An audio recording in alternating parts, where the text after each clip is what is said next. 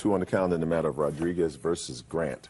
Thank you. You're welcome, Judge. Parties have been sworn in, Your Honor. You may be seated. Folks, have a seat, please. Ms. Rodriguez, it is your claim that the defendant stabbed you, requiring stitches, during an altercation at your home. Yes, ma'am, that is correct. The defendant says that there was an altercation at your home, you set her up, and she denies stabbing you. She denies she had anything in her hand that could have caused you that kind of laceration. Is that right? Yes, ma'am. Okay. How do you know each other? I don't know her. We don't. Well, then, Ms. Grant, I'm going to start out with you. It is clear that this altercation took place at Ms. Rodriguez's home. Yes, ma'am. What were you doing there? My friend here, she got off work, and then we met some guy she knew from Pennsylvania. We ended up following him through someone's house that we didn't know. For what? Just to hang out. It was to do. Like I said, we were just hanging out at this parking lot that I don't know anybody at, just sitting around because we basically had nothing to do. So we followed this guy back to our house, and we sat in the driveway. Why were you sitting in the driveway? Because the guy said that, first he said that we weren't allowed to come there, but he said... Just a second. So you meet a guy in the parking lot, and he says, I want you to follow me back to somebody's house, but I'm not allowed to be there, so sit in the car. Is that what I'm getting? No, ma'am. He said that he mentioned a guy I knew back from middle school that has said that we couldn't come in. And I was like, well, can you ask him to come outside, please? I'll wait at the end of the driveway. So he came out, and as he was speaking to us, explaining why we couldn't come in, the plaintiff and her friends arrived then. And she mentioned, well, what are you guys doing here? When you say they arrived, what was the address of where you were? Oh, at her house. So she didn't arrive at the party, she came home. Well, yes. I mean, I didn't know anybody. Yeah, she came home. She lives there. Yes. So she came home to her house and said to you, what are you doing in my driveway? And you said? And I said, well, who are you? And she was like, well, she explained who she was, and I was like, oh, so you live here? And she was like, yes. I was like, okay, then I'll leave. So I left to take my friend home because there's nothing else to do. So as I was on the way, as I was taking my friend home, she called me and said, is this Stephanie Grant? And I said, yes. And she was like, well, you need to come back here. She said, I was going to kick your ass. And so she told you to come back there so she could fight with you. Yeah. Is that what you're telling me, Miss Grant? Yes. And you did what any rational human being does? You went back. Well... Shh. Is that right? Yes, you went back. Okay. Let us assume I believe you, that Miss Rodriguez called you and said, you better get back here because I want to kick your butt, whatever it is. And you said, okay, nothing else to do. We have nothing else to do. We've already been in the parking lot. Let me go back and get my butt kicked. Well, I was going to ask her, well, what are you mad about? Because I didn't do anything, and I didn't understand what was going on because we didn't know each other. You don't work with children, do you? How old are you? 19. If you want to be 20, you better get smarter. It's not too late. You're a nice-looking girl, and you don't appear to be stupid. I mean, you can speak, you can converse, but you clearly don't know anything about choices. Okay. So you went back, you and your friend.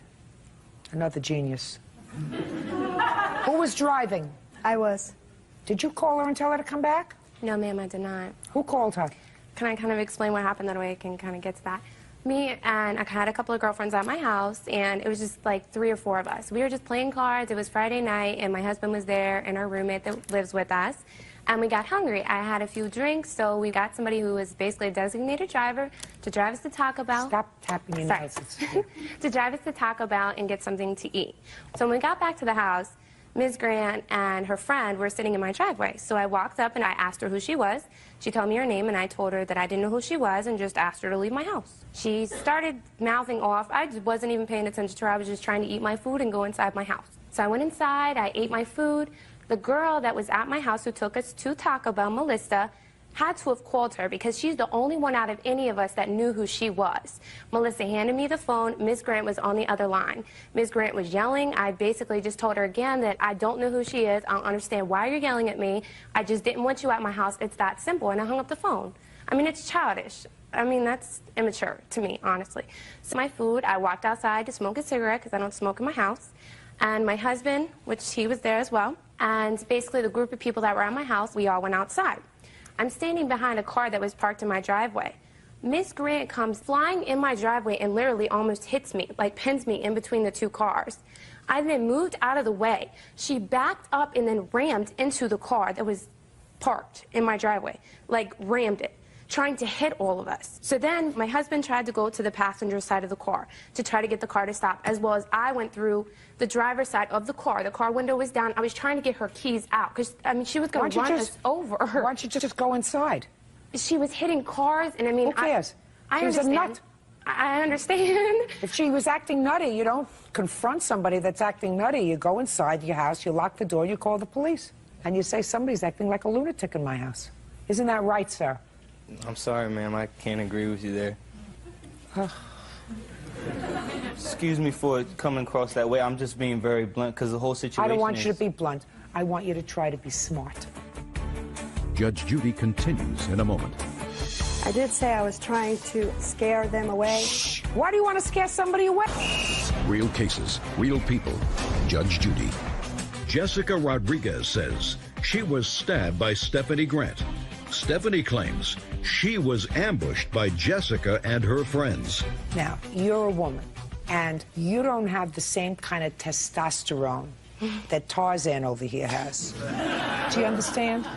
Somebody's messing around with his car and messing around on his property, and he's going to go out and he's going to get to the bottom of it. They don't always behave rationally. Women are supposed to be smarter, supposed to say, listen, I've got to protect myself, I've got to protect my family, to go inside and get out of harm's way and deal with this in a responsible way. Whereas Macho Man is going to deal with it himself. And as a result of him dealing with it himself and you dealing with it yourself, what happened to you? I understand. You got what? Basically, I got stabbed by Now, if you had listened to your inner voice that sounds very much like this voice,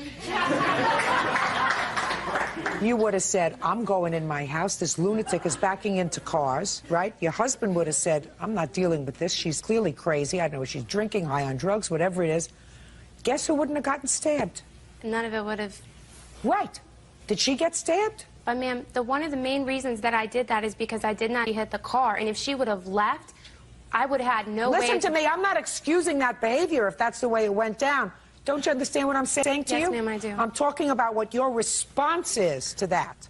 I understand. And what Macho Man's response was to that, and as a result of the two responses, you because you had a drink or two too many, and he because he didn't get rid of his testosterone that day, you got stabbed. I understand. How many stitches did you have? 6. And then another girlfriend of mine that I have here, too, as a witness, Renee, she also got cut as well. And I do have pictures. Just a second. All wouldn't have happened if you went inside and called the police, locked the door, and said, there's a lunatic out on my front lawn. Now you get it? Yes, ma'am. I'm not excusing that kind of behavior. I'm just saying some lunatic comes on your property who you don't know, and you don't confront her. You put yourself in a safe circumstance. Okay, so now you're trying to get the keys out of the car, and eventually, did she get out of the car? The girl that was with her, I believe her name is Ashley, that was in the passenger, she actually unlocked the car. And the whole time that I was through the driver's side, Ashley was screaming, it wasn't her fault that she tried to get Stephanie to stop, and she unlocked the door for my husband to go through the door and get the keys out of the car. Once we got the keys out of the car, Stephanie then got out of the car and just started going crazy, like trying to start hitting everybody. My husband, she's beating on my husband. So I'm trying to hold her, and in the process, she stabs me. She stabs my girlfriend, Renee. She cuts my husband across the stomach. I mean, it was just You got crazy. stitches too? No, I didn't receive stitches, but I got cut. She messed up a brand new shirt on I me. mean, literally. What kind of drugs were you taking that night, Miss Grant? Ma'am, I don't take drugs. What were you doing with a sharp object? I didn't have a sharp object. Were you convicted of assault? No. Ma'am, excuse me? Just a second. The complaint alleges that you were convicted of assault not on her, but on somebody else. No, I was charged with it, but I wasn't convicted. What happened with that case? I had to pay back hospital bills for that particular girl. And you were found responsible. What do you mean?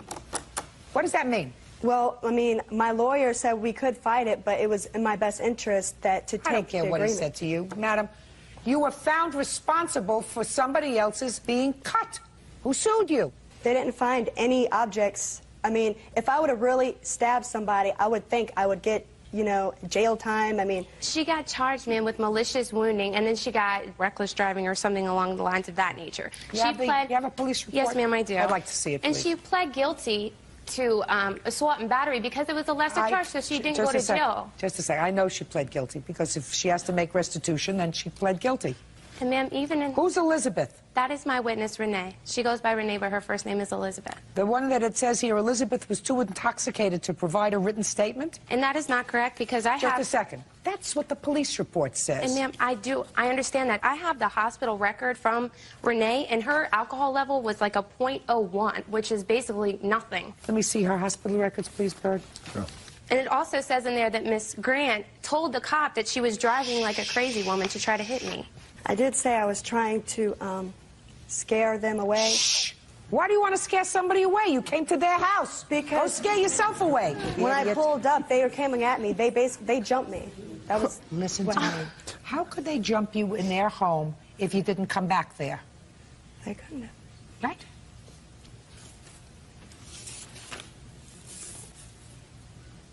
Alleged assault with a sharp object, possibly stuck in the ribs. Patient unable to recall the exact details.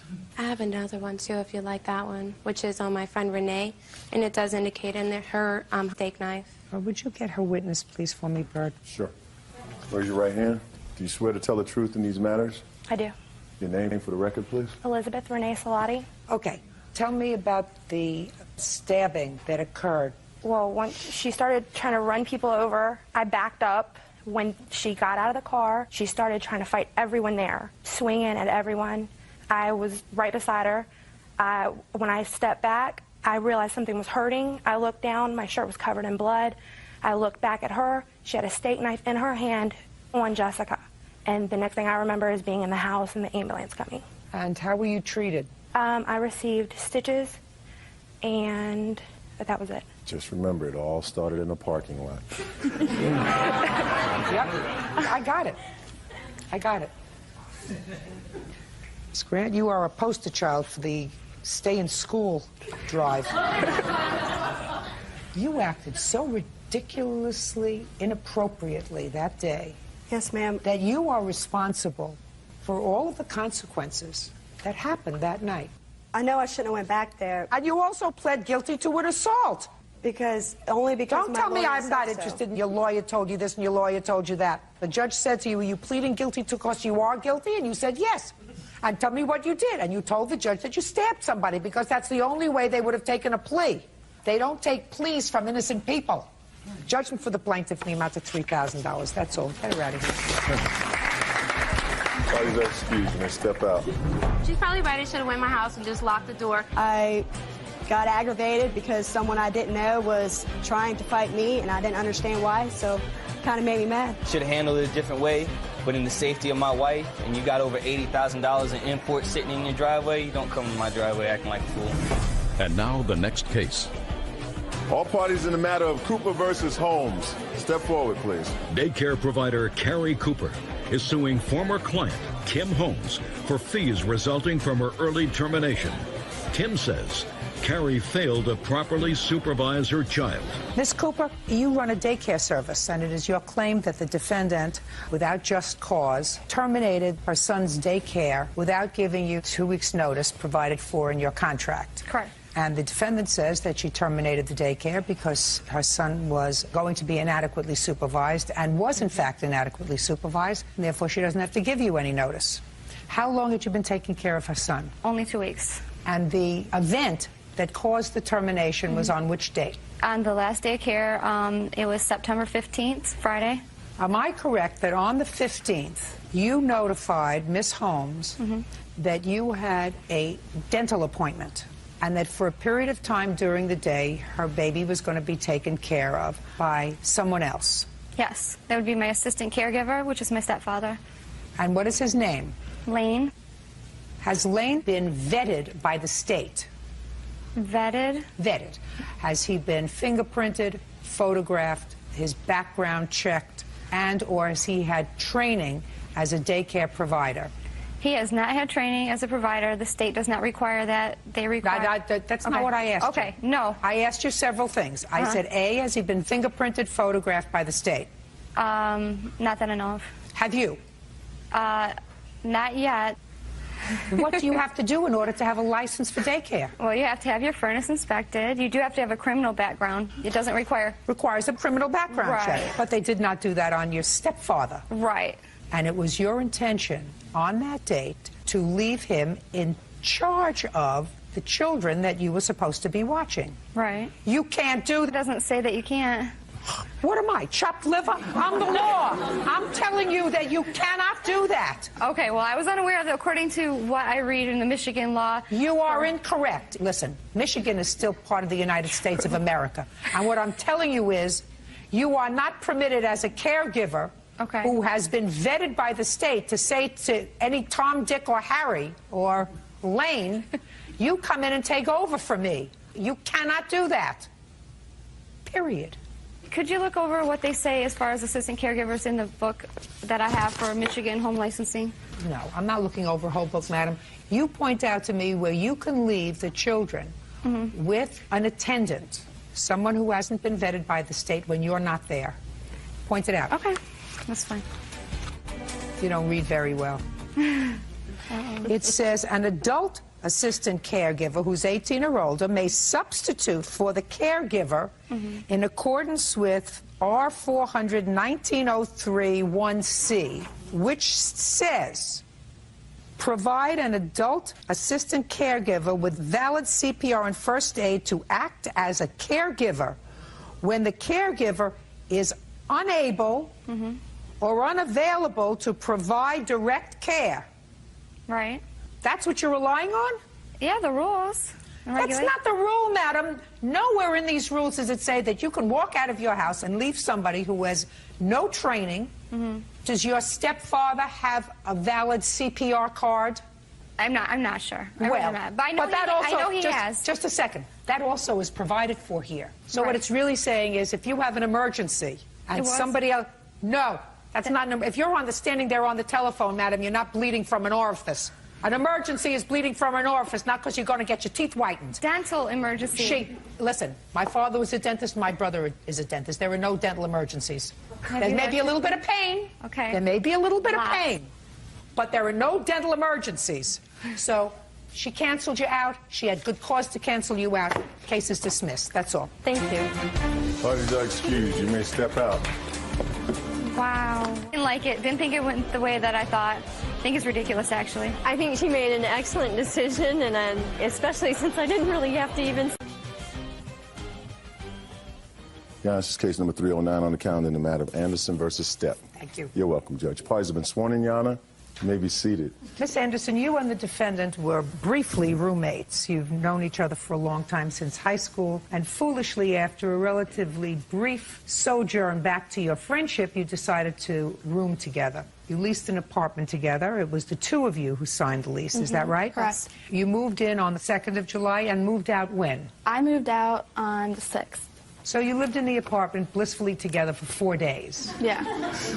You claim that you moved out of the apartment because the defendant moved her boyfriend into the apartment, moved somebody else into the apartment. These were sort of unsavory people. There was an altercation with her boyfriend, causing it to be unsafe for you to live there, and you moved out with the help of your mother. I also had a baby that was living with me, so I had to protect him. In any event, you moved out of the apartment, and you claimed that when you moved in, because you had the money, you advanced the money for rent and security deposit. Correct. You also claimed that you let her borrow your car, and when she returned the car, there was some damage on it. Correct. The defendant says she left the apartment in good shape, that if there was any damage to the apartment, it was caused by your friends who you moved into the apartment after you moved out, that she doesn't know anything about your damaged car, and that she believes you stole some property from her when you moved out. She's got a counterclaim. Where's the boyfriend? Well, Is not an answer. well, he is in jail. Sounds like a perfect place for him. What is he in jail for? For battery. Battery of whom? Of my current boyfriend. But that has nothing to do with the living situation. Just one second. Just one second. What do you do for a living, Miss Stepp? I am an inside sales representative supervisor. And this boyfriend's name is Blake? Yes. And how long was Blake your boyfriend? Not too long, maybe a month or so before we moved in. And when did he cease to be your boyfriend? Well, basically when he went to jail. Which was when? I believe it was July 8th. So just a couple of days after she moved out? Yes. I'm just curious because I find it unusual that you said to me he went to jail on July 8th for beating up your current boyfriend. So that would suggest to me that you knew him in June, moved in with him July 2nd, and between July 2nd and July 8th, you got a new boyfriend. Well, no, what happened was... Those are the dates that you gave me. You Yes. moved in on the 2nd. Blake moved in with you on the 2nd. On July 8th, he went to jail for battery of your new boyfriend. And I was with that boyfriend for 3 years prior to Blake being my boyfriend. Are you back with that boyfriend Yes, now? I am. Oh, so Blake was a brief interlude. Yes. How long has Blake been in jail? Since July? Yes. Must have beaten him up pretty badly. He had a pending charge. For? Theft. For theft. Well, there's all different kinds of theft. And there's no word, at least in most penal laws, for theft. It's either a larceny, which means you take property without force, or a robbery, where you take property with force.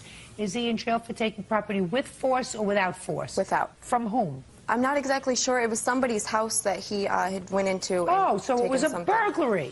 Yeah. Yeah. Yes. Burglary. I suppose That's what I happens wasn't when there. you steal property from someone's home in the middle of the night when they're sleeping. You go into their home. I had nothing to do with him at this. At this burglary. I think it was last year, sometime in November. Like I said, I wasn't with him. I didn't speak to him. When did you find out about it? In April. So you knew he was probably on either parole or probation for burglary when you began your relationship with him in June. No, he wasn't on probation or parole or anything. He had got bonded out, and he was supposed to go back. That's parole. Oh, well, I didn't He was know on that. parole, pending a trial.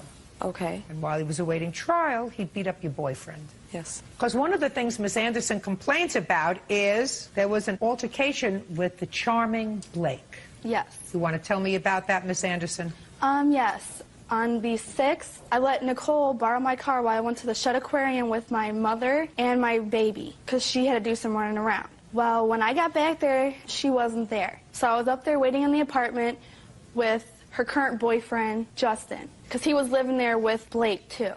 She had her ex-boyfriend and her boyfriend living there at the same time. That's the reason why Blake beat him up. Did Blake know about Justin and your relationship with him when they all moved in together? Yes. Well, that's peculiar, isn't it, Miss Stepp? Kind of. I mean, they both needed a place to stay, and I mean, they tried to get along with each other, and they dealt with it. I mean, obviously not too well. And this was the only apartment in town for Justin to live in? No, but like I said, he had just gotten out of jail, and... Justin had just gotten out of jail. Oh, yeah, I didn't say that. I'm sorry. Yes, he had. What was Justin in jail for? For possession of marijuana. How long was he in jail for possession of marijuana? 66 days. Well, nobody's in jail for possession of marijuana in this country for 66 days unless there's something else involved with it. Well, they had came there... Well, or what? They had came there twice, and they had charged him with a felony for maintaining a common nuisance, but then they had dropped that. Maintaining a common nuisance, do you mean he was growing marijuana? No, he was not growing it. They had been there twice, and I guess that's why they had charged him with that. Yes. She was living there with Justin when he got arrested for the marijuana. Actually, I was not. She was in his apartment. I was living with my mother at that time. 'Cause he Okay, had so kicked me far, out. Miss Stepp, I got to tell you, your choice in men stinks. Yeah, I know that. And it still stinks because we're still with Justin. He's a Have you good ever guy. been in jail? No, I have not. I've never been arrested or anything. Perfect. You see that? So your concept of what is a potentially good mate stinks. Judge Judy continues in a moment. He knocked on the window and it broke. And the guy with the gun was never in the apartment, and we were not in Chicago either. I don't care where you were. I don't care if you were on Mars. And later today, She slammed the door right in front. real cases, real people. Judge Judy. Tabitha Anderson claims former roommate Nicole Stepp owes for rent, a security deposit, and vandalism to her car. Nicole is countersuing for the return of her Xbox and games. Now, what happened when you came home and Justin was in the apartment? He said that Nicole and Blake, which was her current boyfriend, and their friend, James, went to Chicago. Don't tell me what he told you. That's hearsay. Okay, well, then when Just they came tell back, me what happened. When they came back, they said they were in Chicago. Blake came up in the apartment, and they had both been drinking. Who was drinking? Nicole and Blake. No, I was not. So I was arguing with her because she was drinking and driving my car. And then Blake flashed a gun and told me that he was going to call CPS on me because I told him I didn't want him there no more because Where words was the gun? got changed. Like right here in his pants, he went like this with his shirt, and he had the gun there. And then my mother was there and witnessed the whole thing. Is that correct? Yes. Step up. You saw a gun in a waistband? I didn't see Blake with the gun in the waistband, but I was outside in the truck with my stepson, my grandson, and my daughter, waiting for her to come out of the apartment, waiting for Nicole to pull up with her car. Nicole pulls up with James and Blake in her Tabitha's vehicle. Me and my stepson and my daughter sitting there. I see James pull out a gun in my daughter's car and put it in his pants. You mean the other passenger in the Yes. car? Good. Sit down. But you didn't see either Justin or Blake with a gun? No. Go ahead. So I proceeded to tell Nicole I didn't want Blake there no more because he wasn't on the lease. And she said, okay, fine. Well, I didn't feel safe with staying there that night, so I just took some of the baby stuff and my stuff and went home. Okay, I come back later on that night because I noticed that my car had some damage. I went up there and I realized that the front door had 3 glass windows above the door handle, and it was busted out because I had locked the door and Blake wanted to get in. Did he bust out the door? Yeah, actually... Just answer my question. Did he bust He had the door? knocked on the window and it broke. And the guy with the gun was never in the apartment. And we were not in Chicago either. I don't care where you were. I don't care if you were on Mars. How much money did you put into the apartment? I put $1,100, $400 for the security deposit, and $700 for the rent. Now, Miss Stepp, how long did you stay in the apartment after Miss Anderson left? Until the 21st, I believe. How much did you pay rent for the month of July? Well, I didn't pay anything because... Well, you have to pay something. I understand that, but Great. that was Tabitha and mine's agreement that she was going to pay the first of it and I was going to pay the next of it. But then, listen to me. Listen to me, sweetheart. You have several things going for you. You are an attractive young lady, and you are relatively articulate. You don't sound dumb. Really. I'm not.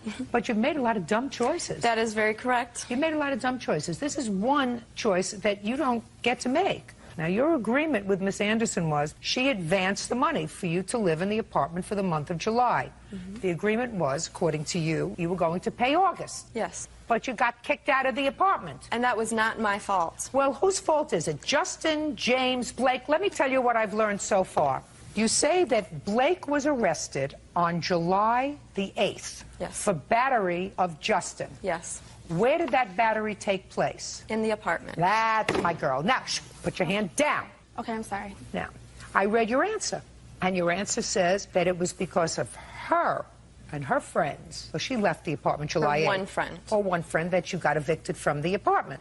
The police were called to your house because Blake was assaulted. That was at that time. I don't care at that time, madam. That's enough. And it's enough that I believe her when she says to me that your friends and your boyfriend's friends had weapons, and I guarantee you that nobody had permission to carry them. And if you're going to cavort around with people who were criminals, that's what's going to happen to you. Okay, I understand that, but she had a criminal move into our apartment without my say-so, and I asked him to leave, and he refused. It's a mutual friend. Well, what was he doing in the apartment? They were hanging out with them. I have disturbances saying that they were partying up there after I left. Tabitha stayed there one night, and he had stayed there with her staying there.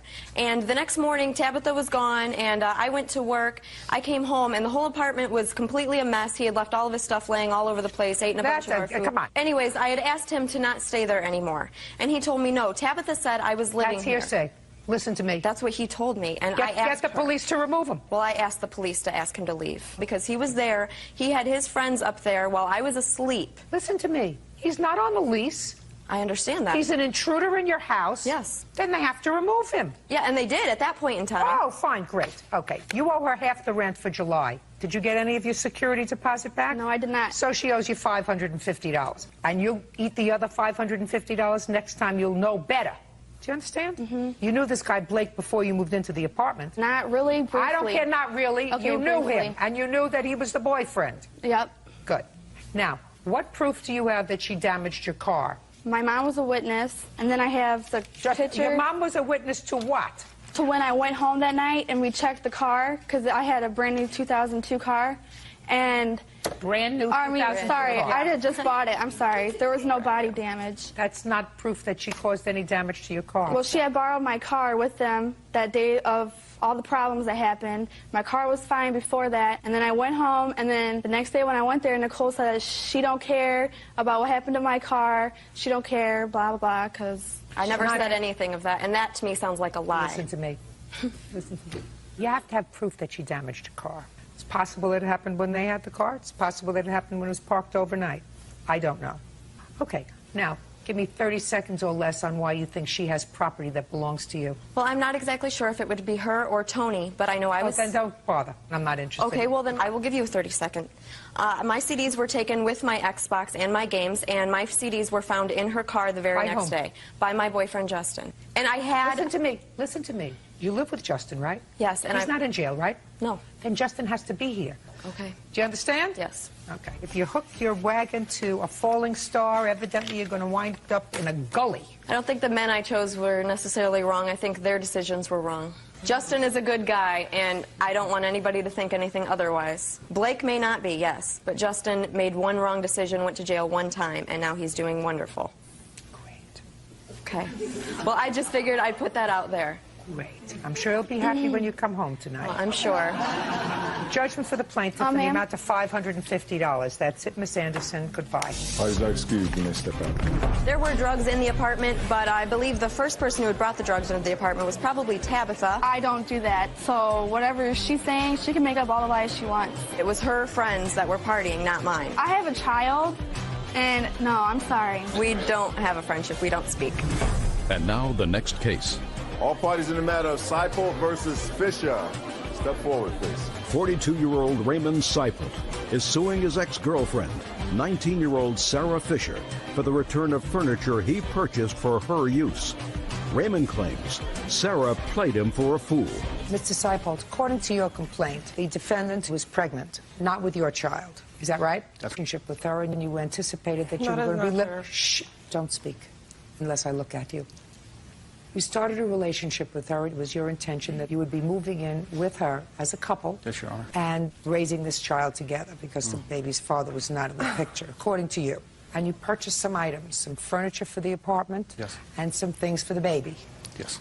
And once those things were furnished and in place, Ms. Fisher told you you were not moving in with her. She reunited with the father of this unborn child, and you want your stuff back. That's correct, Your Honor. And Ms. Fisher says that you were very nice to her, that you bought her these things as a gift, that she never had any intention of living with you, and there were no strings attached to these items that you bought, both for the apartment and for the baby. So you are, according to what I read here, 42 years old? Yes, ma'am. And Ms. Fisher is? 19. And how did you know her? Me and Sarah met through a guy that I know, and he set us up, and eventually we started going out together. And Don't you have a short memory? Go ahead. We started going out together, and then we fell in love with each other. I knew at the time she was pregnant. Well, how much pregnant was she? Probably about 8 months old. Has the baby been born? Yes, it was born 8 days ago. Uncross your arms. Go ahead. And then I decided to buy furniture for her apartment so I'll be comfortable when I move in with her. And I always had to call every time before I came over to her house. And one time, instead of me calling up, I decided to go over there. Well, she slammed the door right in front of my face, wouldn't let me in the house. And there was another man there, and she says, I don't want nothing to do with you, and you're nothing but a trick. You're nothing but a? A trick. Trick. Nice. Nice touch, Miss Fisher. Okay. Did not now, say that. Where is the father of this child? At home with our daughter. He's at home? Yep. What does he do? He helps his uncle paint for a painting company. He helps his uncle paint? Yes. What does he do with the other part of his time? Stays at home and spends time with his daughter and his baby mama. And what do you do? I'm a stay-at-home mother. Listen, she's an idiot. I'm an idiot? She's an idiot. Oh, she is, yeah. But there's no fool like an old fool, sir. That's right. No matter what you are a very bad judge of character. You got that right. Because I know her for about 4.5 minutes. And to say she is bereft of a moral compass is an understatement. Translated, that means she's an amoral young lady who has no sense of right and wrong, who will do anything she has to do in order to get what she wants. And what she needed from you at the time was furniture. That's right. And she got it. I have found that what goes around comes around. I believe that too. And it may not happen for Miss Fisher today, but there is a substantial probability that her life is going to be a miserable one. She is going to continue to make poor choices in men. She's going to have more babies with a whole bunch of other people. She's going to continue to take advantage of good-natured people. She's going to continue to be a marginal human being. And the $500 worth of furniture that you bought for her, $500? in this, don't speak. In this escapade, just cross off to bad judgment. Do you understand? Yes. There are now 10 million people who are going to see what kind of a person she is, and they can draw their own conclusions. Right? Yep. Go find yourself a nice, age-appropriate woman who's not pregnant by somebody else. Yes. Thank you very much. Your case is dismissed. Goodbye. Step out. Delightful girl.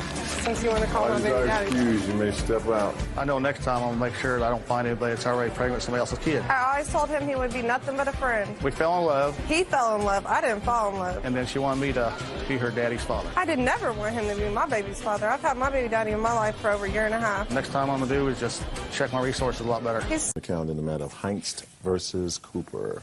Parties have been sworn in, Judge. You may be seated. Folks, have a seat, please. Miss Cooper, Yes. your answer alleges that you and Mr. Heinz were in an automobile accident. Yes. That he hit your car from the rear. Yes. And took off. Mr. Heinz says that you had him falsely arrested for the hit and run. That's his claim. So I'm going to start with you. I'd like you to tell me what happened. Okay, I was on my way home from work. What kind of work do you do? I'm a motion graphic designer. And I was driving home, and I was in the left-hand turning lane, and his car was right behind me. And there was a large truck in front of us, in front of me, to where you couldn't really see the light. It was a turning light. When the truck moved out of the intersection, the light was red, so I stopped. He did not, and he hit me from behind. I immediately got out of my car, and he was screaming at me from the very beginning about how I was a stupid, about how it was my fault that he hit me, I shouldn't have stopped, there was nothing wrong with my car, he could buff that right out, and just a complete tirade. Did he get out of his car? Not once. So as he was screaming at me, I could tell that this wasn't going to go very well, so I ran around to the rear of his car, and I memorized his license plate number. I motioned for him to follow me, and I climbed back into my car, and because at that point the light had turned green and we were holding up traffic, it was a minor accident in the middle of rush hour traffic. So I went ahead and took the left-hand turn and immediately turned off into the first parking lot. And he was behind me, he saw me pull off, and he kept on driving. At that point, I was a little freaked out. I called my husband at the time, and I'm like, what should I do? You know, I told him what happened. He's like, call the police. He's no longer your husband? No. So immediately after getting off the phone with him, I called the police and let him know what happened. My friend Heidi came and joined me immediately. Well, as soon as she heard it. Yeah, very shortly after the accident, she came and waited with me for the police. Now let's get back to the time of the collision. There was a truck in front of you that was blocking the turn lane. And when oncoming traffic permitted, the truck went through, and at that point you saw that you did not have... The light was red, and I stopped. Were you in the intersection at all, or were you stopped at the... I was stopped in front of the white, just behind the white line. Okay, Mr. Heinz, why don't you tell me your version of what happened, sir? Where were you coming from on the 2nd of March? I was coming from my house. Where were you going? To the apartment, the house where I was living at the time. I was separated with my wife at the time. Okay, what were you doing at the house? I was picking up my son so he can stay overnight. Okay, what kind of work do you do, Mr. Heinz? I'm a foreman in a construction company. Go ahead, give me your version of the events, sir. I was in back of Michelle, and there was probably about 10 cars in front of both of us. And the light turned green, all the traffic was proceeding, and the light turned yellow. I looked after her to see what she was going to do, and I saw her look in the rearview mirror, look up, and immediately jam on her brakes, which in turn made me do the same. And stopped, of course, and she was through the intersection of white line. She got out of her car and started cussing, "Why did you hit my car?" No, tell me exactly what she said, Mr. Heinz. She said, "You hit my car." Yes. And I said, "No, I did not."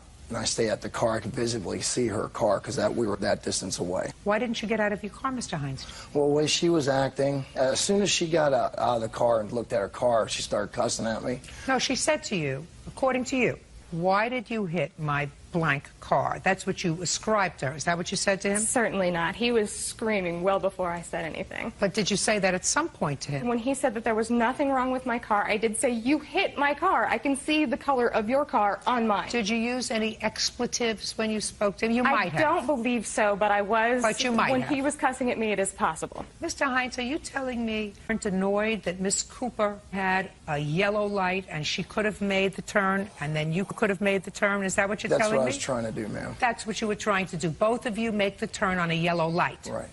Well, that's bad, Mr. Hines. I know. Because you're supposed to stop at yellow unless you feel real comfortable that you can make the turn.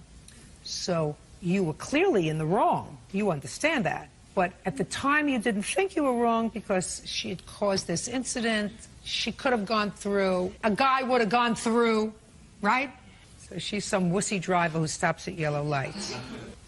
And are you trying to tell me, Mr. Hines, that you didn't get irritated with her? No, I didn't, ma'am. Didn't at all? I did not Didn't say anything to her? word at her at all. Didn't say anything to her? No. Then I don't understand why. You see, she's not intimidating to me. She wasn't intimidating to you either. Why didn't you get out of your car? She was cussing and... No, according to you, she said, why did you hit my blank car?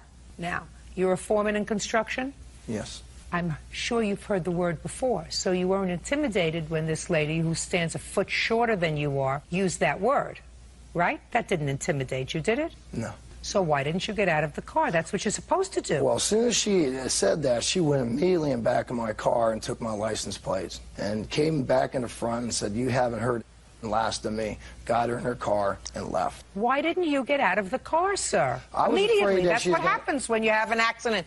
You know, unless it's in the dead of night and you're afraid that it's one of these scams where it's a bump and then the robbery and then they steal your car and they steal your wallet and they knock you over the head and they do all kinds of bad things. You weren't afraid of her like that. No, I just was afraid what the way her erratic behavior was being, how she was acting. This is your son? Yes, ma'am. And he was in the car, too? He was in the front And she was there all by herself? So yes. you were afraid of Miss Cooper's erratic behavior, which caused you not to get out of the car. Is that what you're telling me? That's the truth, ma'am. So when she pulled over, sir, you had this lunatic that was cursing you and everything else. So you saw her pull into a parking lot, right? Well, we kind of held back a little bit when the green light at the seat... You didn't take your eyes off her car, Mr. Hines. There's no question that you saw where she went, right?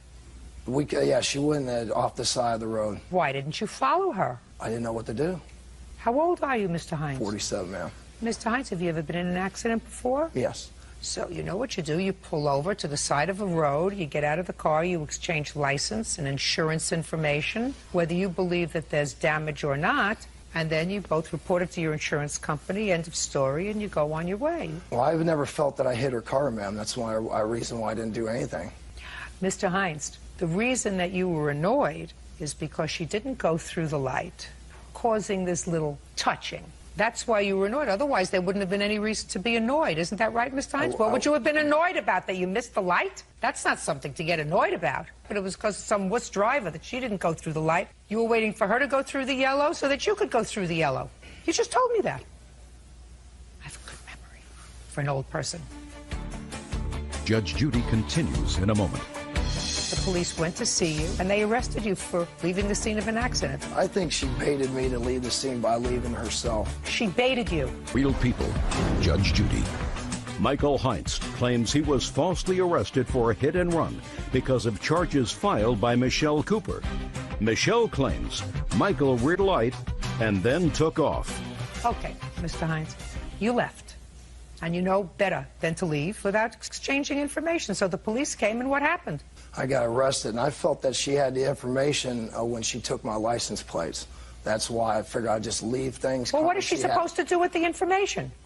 Just like she did, give the police officer the information on my plates. So that's what she did. So what are you complaining about? That's why I didn't get out of the car or do anything, because No, she just had... a second. So she had your license plate. That's why you didn't pull over. And you expected her to call the police and give them your license plate number to get the information. That's what you just expected, and that's what she did. I felt that she realized there was an accident while she drove off, and that's why we drove off. Mr. Hines, baloney. You just told me that you expected her, because she had your plate number, to use the plate number to get whatever she had to get. Well, that's what she did. She has to call the police to find out who it is so that you can get your insurance carrier She did what she was supposed to do. She did actually what you expected her to do. You said to your son, she got my plate. Maybe she got the wrong number. Who knows? She was so upset. Whatever. I'm not pulling over. She calls the police. She calls the police. I'll tell them that there was no damage. Instead, you got some cop who said, you left the scene of an accident. When you leave the scene of an accident, that's against the law. We're going to take you in. Okay. Ms. Cooper. Yes. What I gather from your answer is that someone ultimately from Mr. Heinz's insurance company, an adjuster, came to your house. And he looked at the paint transfer, and he was able to buff out the paint transfer from Mr. Heinz's car to your car. And you were satisfied with that? Absolutely. And proceeded no further? Correct. Fine. I just still don't know what your complaint is. Well, I had the same people I had to take in. There was no paint on her vehicle at all. And well, how do you know that, sir? They explained that to me. That's hearsay, sir. She said that she was there, she observed the insurance adjuster take whatever compound they had, buff it out, and she was perfectly satisfied. She would not have taken the car to the dealership, Mr. Heinz, unless there was something there that she didn't like on the car. That would be the color paint that was transferred from your car to her when you had this minor fender bender. Mr. Heinz, I still don't know what you're complaining about. You left the scene of an accident. She called the police. The police went to see you, and they arrested you for leaving the scene of an accident. I think that that's probably a little overkill, but that's not her fault. I think she baited me to leave the scene by leaving herself. She baited you. You're crazy. The case is dismissed, Mr. Heinz. That's all. Parties are excused. You may step out. I never hit her car. That's just the way it was. I never hit her car. He's crazy. He hit my car, whether he wants to believe it. He says that I jammed on my brakes, but then he says that he didn't hit me. I think what she felt that I was following her too closely, and she created the whole situation. I never pretended like it was a major accident, and I never came after him for any money. I would have had no reason to make it up. And now the next case.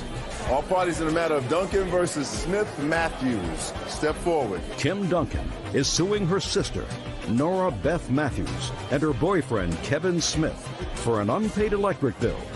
Kim claims the defendants are a financial burden on their family. Miss Duncan, this young lady is your sister? Yes, ma'am. And this is her boyfriend? Yes, ma'am.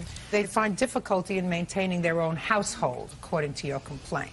They sort of sponge off whatever relatives are available. Yes, ma'am. And it is your claim that at some point in their meanderings, your sister ran into some difficulty and you put the electric bill in your name because he had, I don't know, assaulted her, left and cut off the electricity. Yes, ma'am. You felt sorry for your sister, you turned the electricity on. A couple of days later, he came back and lived in the apartment for a couple of months, racking up an electric bill. You want them to pay the electric bill. Yes, ma'am. And you say, she did a nice thing for me, right? Yeah. But are you Smith? We don't. Are you Smith or Yes, Matthews? ma'am. You're Smith. I'm Smith. How old are you, Mr. Smith? I'm 29. How many children do you have? 2. How old are they? 7 and 2 months. And what do you do to support these children? I'm an auditor. How long have you been an auditor? About 7 months. What'd you do before that? I worked for temporary services, doing all kinds of odd jobs. Well, can you tell me why it was that you seemed to have difficulty maintaining a home of your own? I don't, Your Honor. I mean, I've paid the bills. I've worked solid. I don't know why she says what I'm I asking you, haven't, Mr. Smith, is, according to the complaint, you first lived with Miss Matthews' mother, then you had your own apartment, then you got kicked out of that apartment, you moved back with her mother, and then after her mother, you moved in with your mother. No, that's when we had to leave suddenly because of an incident Just with a her. second. You lived in an apartment without living with somebody's mother for a couple of months. Why are you living with everybody's mother instead of living on your own? Her mother was sick, and she wanted to move back in with her mother, take care of her mother. And is your mother sick? No, ma'am. So what'd you move in with your mother for? Because we had to leave suddenly, and we needed someplace to go. We had a 2-month-old. Well, where are you living now? With my mother, but this has just been like a few weeks ago. Okay. When and why was the electric bill turned on by you? It was turned on, I'd say in February, maybe January. Listen, Miss Duncan, this is a court. So in a court, I need dates, I need specifics. Okay. In January. Why did your sister turn on the electricity, Miss Matthews? He had moved out, and... When did he move out? In January. He moved out of the apartment that you had? Mm-hmm. We had gotten into a fight, and he left. And when he left... Did he leave on his own, or was he escorted out? Oh, no, he left on his own. Fine. When he left, what happened? He kept the electricity cut off. When did he cut off the electricity? Probably a couple of days after he left. Where were your children at the time? You had one child at the time. Living with me, Your oldest child living with you? Yes, ma'am. So when he cut off the electricity, he cut off the electricity for you and his child? No, it wasn't his child. We hadn't had a child together yet then. Well, how old are your children? The one that was living with me was, I think he was 7 at the time. You're his mother? Mm-hmm. You said you have 2 children. Their ages are 7 and 2 months. So the 7-year-old is not a child that you have with her? No, ma'am. That's another child? Yes, ma'am. Where does that child live? He's in North Carolina with his mother. He lives with his mother. Does she live with her mother? No. She lives with her boyfriend. So you cut off the electricity. Were you pregnant at the time? No. Why did you cut off the electricity? Because she wasn't paying it, so I cut it off. I wasn't no longer living there. It was like a week or so later. Did you call her and tell her? She wanted me to leave, Listen to me so... listen to me. Did you call and say, what's your first name? Beth. Beth, I'm going to terminate the electricity bill in my... Shh. No. Beth, I'm going to terminate the electricity bill in my name. I'm going to give you time to put it in your name because I don't want any more responsibility for the electric bill. Did you tell her that? No. Yes, ma'am. Did you tell her that? Yes, ma'am. And what did you do when he told you that? I don't know. I probably called my mom. You don't remember? I don't remember. No, ma'am. Well, did you wake up one morning and find it dark? No, I think I came home from work and it was dark. So you were surprised that it was dark? Yes, ma'am. Which means that Mr. Smith did not give you an orderly process to turn the electricity on in your name. Which means he fibbed to me if you were surprised that your electricity was cut off. Right? Yes, ma'am. Ah, perfect. This is a relationship that is made in heaven. And after he cut off the electricity on you without giving you any notice, you went and had a baby with him? Not too swift. Not too smart. Where is your 10-year-old? He's with me. At some point, you called your sister and told her that you had no electricity. Well, I called Mom. It's like a big knit family. I'm sure my mom called her and... You never called her? I don't believe Did she so. call you? Yes, ma'am. All right. Well, if she doesn't remember, you remember. Yes. Go ahead. Let me hear what happened. Actually, she did ask my mother to have the lights cut on for her. My mother would not do it because she knew in her name she would not pay the bill. I assumed that since I was in my name, she would. No, don't tell me what you assumed. Okay. Assumed is not court. Tell me the conversation you had with your sister. She said that Kevin had left and cut the electricity off. She said she had asked my mother to have it turned on for her.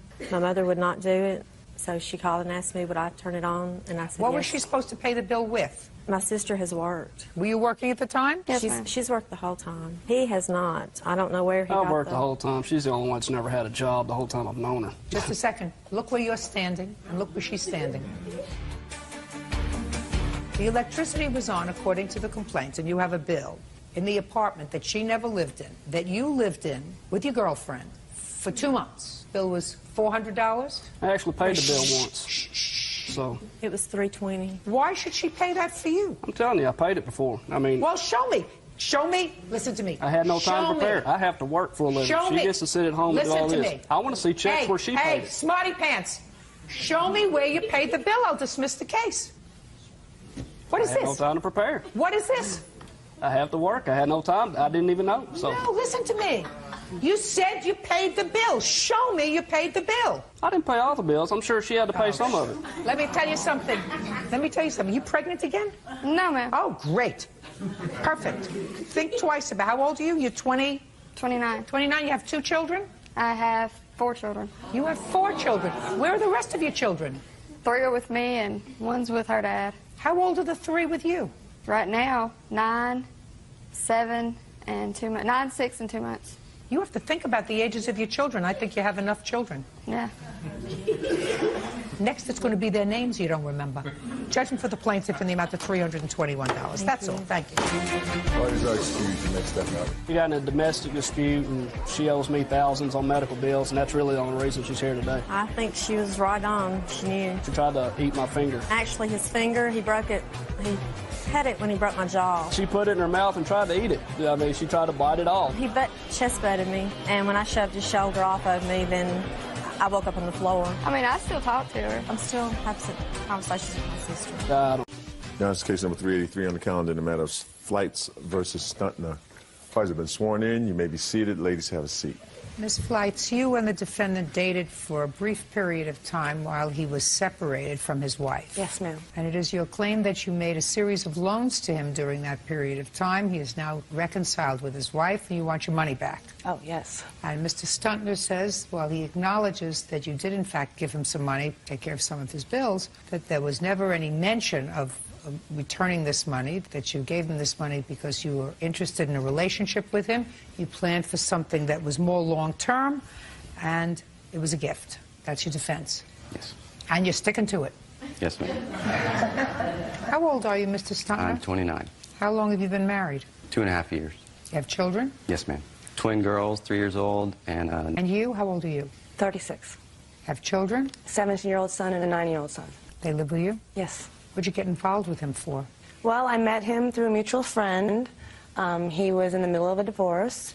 He asked me out, so I went out with him, and after he asked me out, we spent pretty much every day together. Starting when? I believe it was the beginning of September. When did you separated from your wife, Mr. Stuntner? October of last year. October of 06? Yes, ma'am.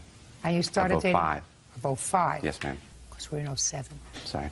You the mutual friend? Yes, Your Honor. How long were you together? Just a couple of months. When was the first time you gave him money?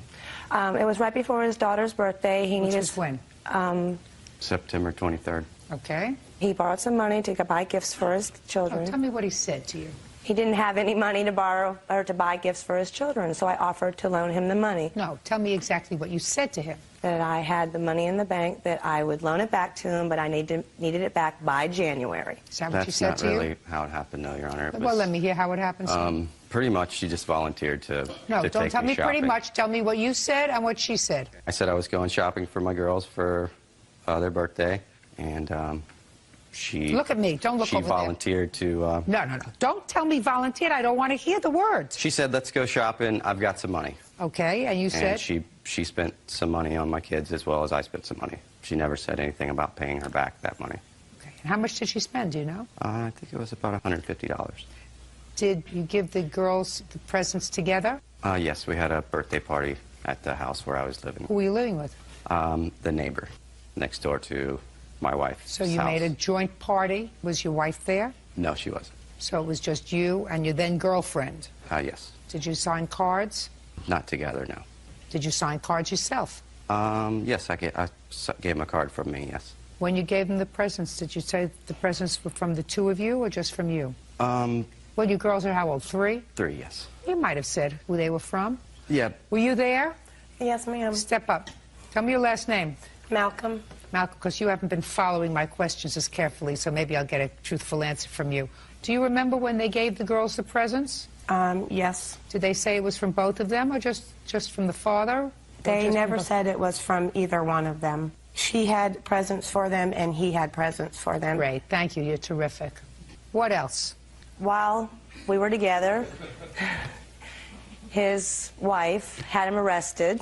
While he was in jail, his insurance on his car was going to be canceled, so I paid it for him. How did you know that it was going to be canceled? Because the letter came to her house, and I told him on the phone, you got a letter from Geico. He asked me to please open it, so I opened it, and it said your insurance is going to be canceled in 3 days, and I offered to pay it for him until he got out of jail, which I didn't have a problem with that, because at the time we were talking about, you know, having a house together and moving in together and everything. So I had no problem loaning the money until then. So I paid it. Go ahead. Pretty much, it didn't happen like that. I talked to her. Could you please not look down? I want you to try to get your eyes right here. Your Honor. And she said, I paid your insurance bill for you. I believe that. I said, okay, thank you. No, Mr. Stuntner, listen to me very carefully. You're in jail. What you said to me makes sense. What she said to me, not make reasonable sense. She said, I paid your insurance bill for you. And you said, thanks, I'll pay you back. That's what happened, right? Yeah, maybe, yes. Right. Not before the fact, but after the fact. Right. Because that would come naturally. Thanks a million, I appreciate it, I'll pay you back. Right? Forget about the birthday presents.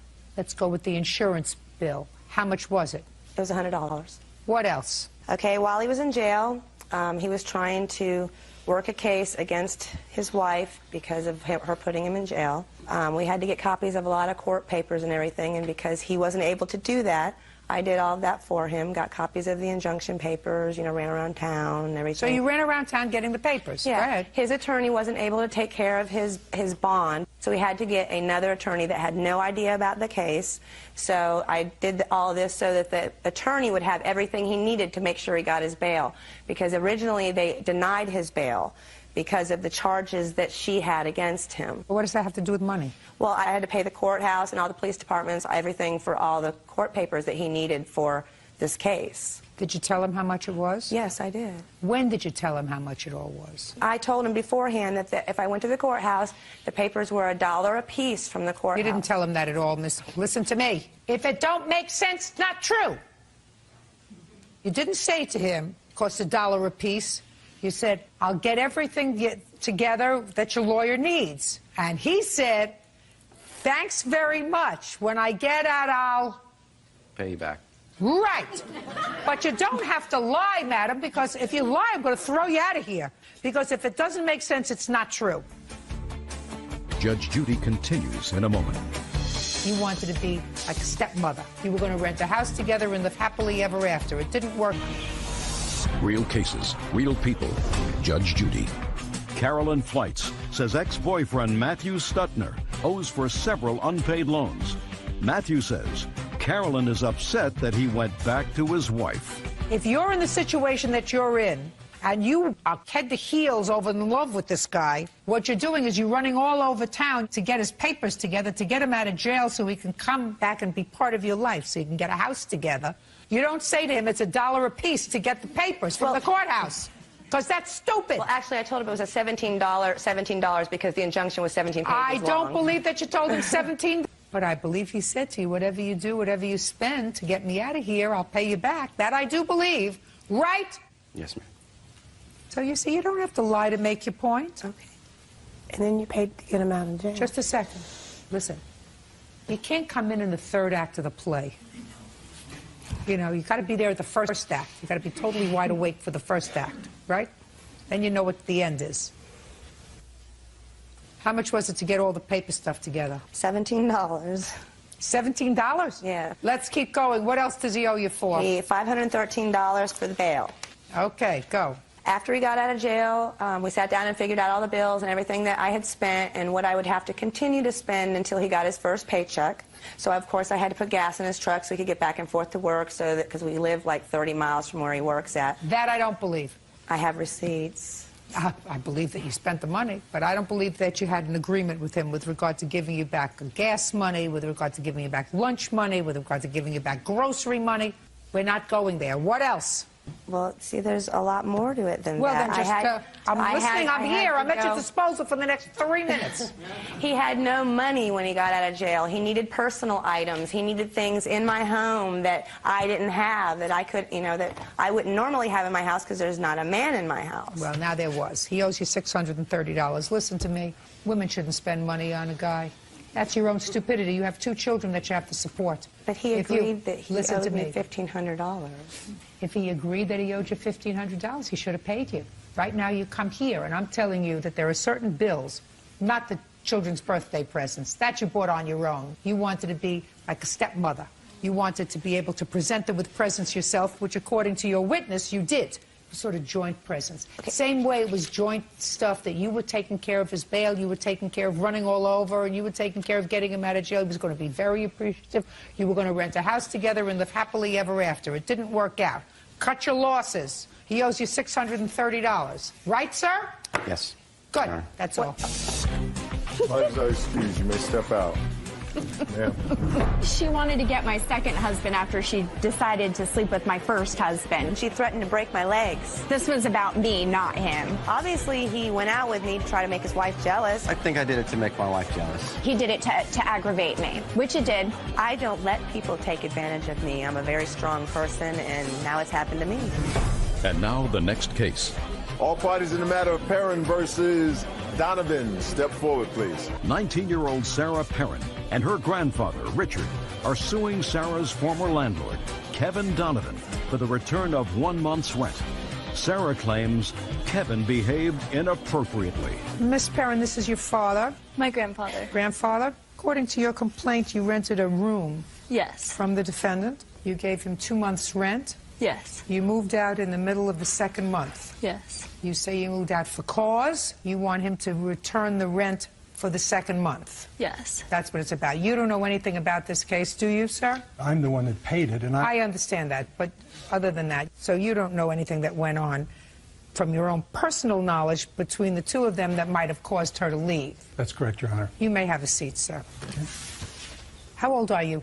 19. What were you doing renting a room from the defendant? I was looking for a room. I looked on Craigslist.com and I found the room Were you there. working? Not at the time. I was looking for a job. In what town? Huntington Beach, and I live now in Costa Mesa. Where were you living before you went to live with Mr. Donovan? I lived with my mom and her boyfriend. And that didn't work out? No. Did you sign a lease with Mr. Donovan? No. So it was a month-to-month lease. From the first 2 months' rent. What was each month's rent? $650. When did you move in? I moved in on September 9th, 2006. And the first month's rent was prorated? Mm-hmm. But the second month started on the first of the month, Miss Perrin? Yes. So on 10/1, you owed him $650, which you had prepaid? Yes. When did you move out? October 11th. Now, you have to understand that in order for me to determine if you are entitled to any money back, you have to demonstrate to me that you moved out on the 11th of October for cause. Yes. And that cause had to be a good cause. Mm-hmm. Otherwise, you're not entitled to your money back just because you decided to move out. Right. You understand that? Yes. Perfect. So now you can tell me why you moved out. The first thing that happened that made me a little weary was that his uncle said things like, "We're both Scorpios, we should make beautiful music, and you look like you've just been manhandled because my hair was messy." I just felt that was really inappropriate, and he also told me Kevin wanted him out so he could have more women move in because he felt that he was God's gift to women. Keep going. So far, I'm not impressed. Also, with either that or the comment, Mr. Donovan. I may be God's gift to women, but that's completely besides the point. I want you to trust me on this one. Okay. Go ahead. I asked if I could have one of my girlfriends spend the night, like not girlfriend, you know, in a relationship kind of thing. But he, and then his reply to that was, "Oh, why would you be having sexual relations with her?" I didn't see how that was appropriate at all for him to ask me. And the last straw, the day that I told him, "I'm sorry, I'm moving, I can't take this anymore," was that his uncle was in the living room. I was walking up the driveway, and I saw someone open the blinds. And so I walk in, and his uncle's there watching pornography on the television when he saw me walking up. And he didn't attempt to turn it off or anything. And later, when I confronted Kevin about it and told him I didn't feel that was appropriate at all, he said, "What's wrong? Are you a virgin?" And then he told me after that his uncle didn't know how to turn off the TV. He's really old, so. How old is he? He's like, I don't know. He's 68. Ancient. Well, he seems a lot older than that, but then Kevin told me that he just left the pornography on to piss me off. That's it? And there was no shower door. There was no windows. He just had towels hanging up. There was no light in the bathroom. What do you mean at there were no first. windows? You mean no curtains? No curtains, yes, that's what I meant.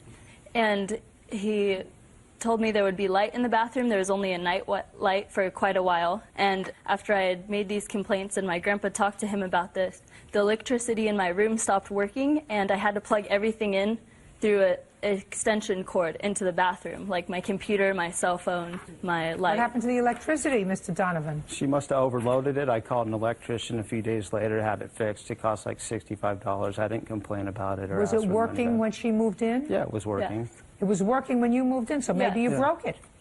I don't see how I would break the electricity, though. Well, if you overload an outlet, madam, and put I in... only had a cell phone and computer. Only a cell phone? A cell phone and a computer in the room. There was a light that switched on. I don't know. Whatever it was, got fixed. Miss Perrin, if you're going to rent a room from somebody, I suggest you find a little old lady in Pasadena. Because you're going to rent a room from a guy in Huntington Beach. You better get used to some of this small talk that they find amusing, but most women don't. But it looks and sounds to me as if you have lived a relatively... And what you have to do is we have to send you to school to sort of toughen up your tongue so that when somebody says something dumb to you, like, you know, God's gift to women, right? You know how to deal with that kind of stupidity. If he's God's gift to women, ask him to see his bank account. If he was God's gift to women, he wouldn't be renting rooms to strangers. Right, Mr. Donovan? Big bank account makes a... Listen to me, Mr. Donovan. Yes. I'm going to tell you a piece of wisdom from me. A big bank account often makes up for other shortcomings. You stayed past the 1st of the month. If you had moved out on September 20th and you said, listen, I'm moving out, and we have no agreement, we have no... Well, we did... What? I'm sorry, we do have an agreement. Oh, right. well, let me see. It's electronic, but you can see where on there where he said I agreed. Oh, let me see. Rent, it says you want to... Okay, you wish to have rent to the 1st of the month, so you refund. Fine. She will need... The monthly rent includes your utilities. So provide 30 days notice in the event she needs to vacate. The last month's rent I am sending you will be used in that case, and no other rents will be due. So she agreed to give him 30 days notice, according to this. She didn't give him 30 days notice. And then all these events happened, and they're not sufficient events, Ms. Perrin. I don't think you're following me. They are not sufficient events in the eyes of the law to prohibit you to break a lease agreement. The fact that you didn't like the chatter and the fact that his uncle was watching inappropriate television, madam, is not sufficient basis for you to breach the lease. He is not counterclaiming for the lack of 30 days notice, but you are not entitled to the rent back after you stayed there beyond the 1st of October. But he also didn't fix a lot of things that said I find that they're inconsequential. I didn't even have a shower door. Listen to me. You weren't sharing a shower with him, were you? Okay. Where are you living now? I rent a room in Costa Mesa. From a little old lady? No. From people that I know through a friend that used to live there. Good. That's what you should do. You find people who you know, not God's gift. But you don't have the kids. That's all. All these excused, you may step out.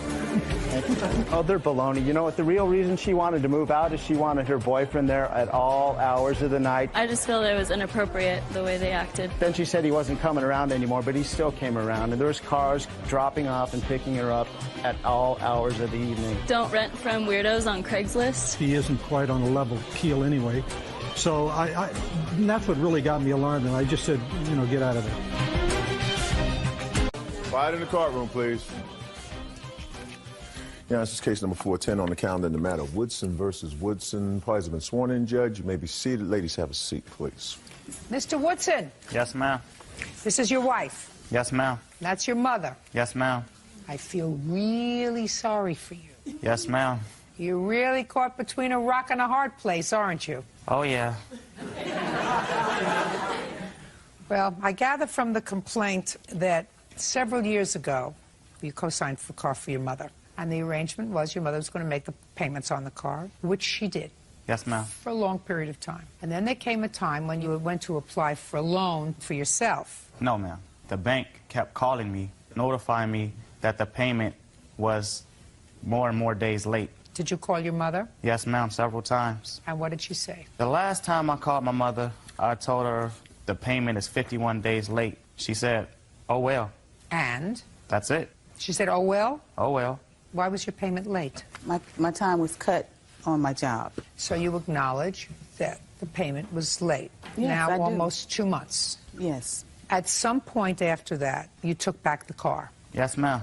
And you want your mother to sign the title over to the car so that you can either sell it or do something with it, because right now you have this car and you have another car? Yes, ma'am. Miss Woodson? Yes. When you fell behind in the car payment, what did you expect your son to do? The first time I told him when I got my income tax back that I would catch up with the payments, and then he kept calling me on my job. So I told him, what do you want me to do about it? He knew I didn't have any money. So I said, so what? What do you want me to do about it? So he took the car? Yeah. And what are you using to get to work now? I walk. How far is it? About 6 miles. No, you don't walk every day, Miss Woodson. That sounds, listen to me. Miss Woodson, that sounds as if it's designed to make your son feel guilty. But you and I both know that you don't walk, listen to me, that you don't walk 12 miles round trip to get to work every day. I'm telling you, I don't believe it. I hadn't finished what I was going to say. Okay. I walk to work, and when I can catch a cab, it's $18 there and back, and I brought you a receipt so you can see that that's the truth. Yes, ma'am. I can vouch.